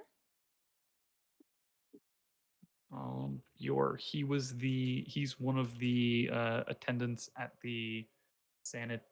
That's right, yeah. I knew he was He in some worked kind of... with Quinn Woodleaf. He actually worked there before Quinn arrived, and then Quinn came and had medical knowledge and kind of I leapfrogged. have written this guy's name down before, but entirely differently from that. So that's good to know. I love Bread's theory that it's just a guy realizing like he's got nothing to do with mystery. It's just like, fuck, I just had an existential crisis. Did you know we're all gonna die one day? We're all gonna die. That was Oh very my God. exciting. A clue. Fuck. Okay, so wait. Just I know I can ask this next week, but Yeah. we're waiting for Burrows to get back, so we can't do our goodbyes yet. How many hours do we have until like the time that we disappeared yesterday? So, from what you remember, there was a small earthquake at 6 o'clock, Huh? Mm-hmm. and then at roughly midnight Okay. was when the big earthquake happened. Right. So we have until hopefully midnight before we reset. Yeah. Died at midnight. Cool. So yeah, we have like 6 hours to save this guy who doesn't know or knows he's going to die. What if he's wrong? He could be wrong. Oh, it's Also- all coming together in a way that I don't understand at all. But he like remembers, but he doesn't remember how? Like, how does he know he's gonna die if he doesn't remember exactly? I am theorizing like it's because he knows that that there's something wrong. He's figured out that there's something wrong, I don't know, assuming kind of like Aery did. But doesn't have And any now that he memories, knows so- he's going to die. Well, I'm not there, so I shouldn't be Nope. telling you what. We're going to Thoughts. have this conversation next week. We are Yeah. actually playing Oh, next what a week, week. right? Nobody has like a We- birthday or a holiday. We better be playing. Yes. Okay. So much happening.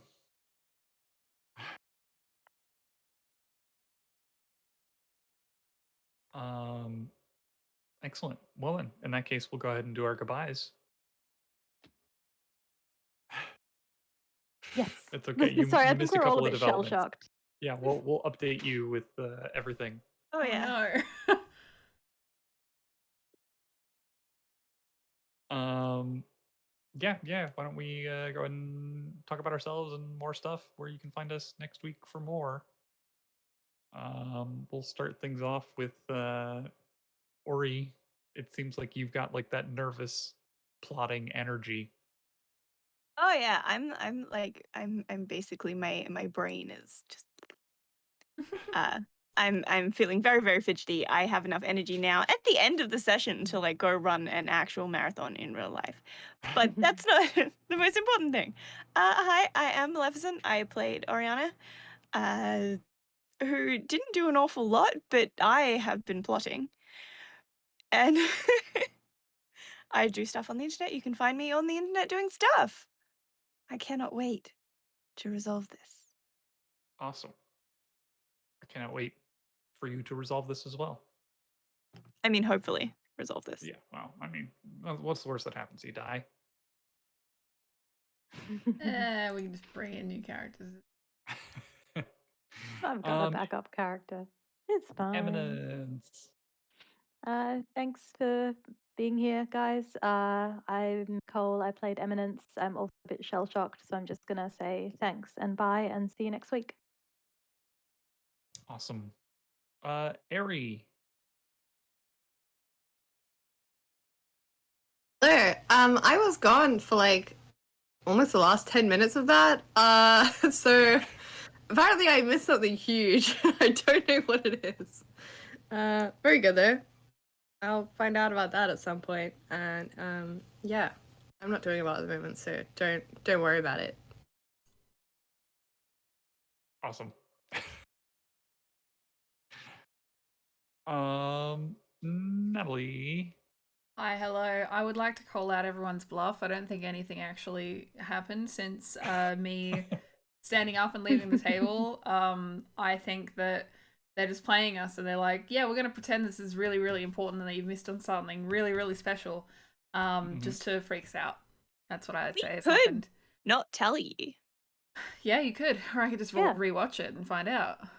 Okay, that's I cheating. mean, if you don't know, technically, did it ever really happen? Like, what is it? And Who like knows? Natalie doesn't know what's happening. She's not there. I mean, it wasn't going to know anyways, Natalie, so it doesn't really make any difference. I can truly act surprised. But yes, I am Natalie. I exist on the internet at the moment. I am making D&D Patreon stickers. Come and sign yourselves up so that I can send you good things. We can do cool stuff. Awesome. Your stickers are awesome, by the way. Thank you. They are. I They're appreciate so good. I'm looking at them right now. I have some on my computer. it. I've got little Kraken potions on each side of my monitor.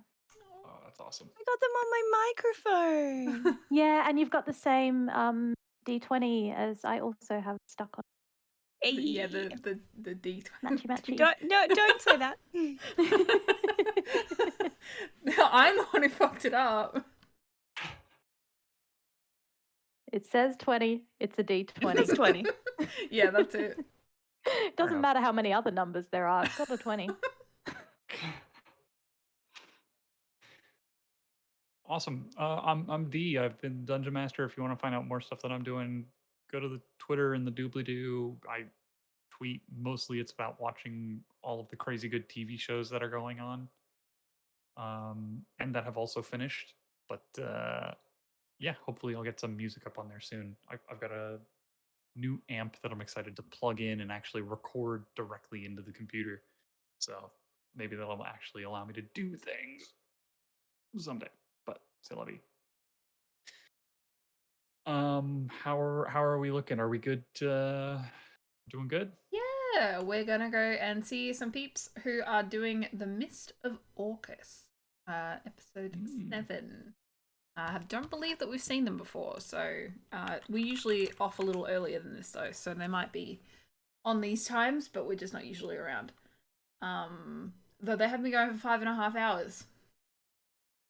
Confusing. Anyway, we're gonna go say hello anyhow. But yeah. Awesome. Looking forward to it. Oh. Are we saying goodbye Bye-bye. now? Is that a thing that's happening now? We're saying Bye-bye. goodbye now. We're on the Bye-bye. raid thing. Goodbye now. Bye. We will see you again for book club on Tuesday. And we'll be back again with Chocolatiers next weekend. Next Appreciate weekend. faces. Goodbye.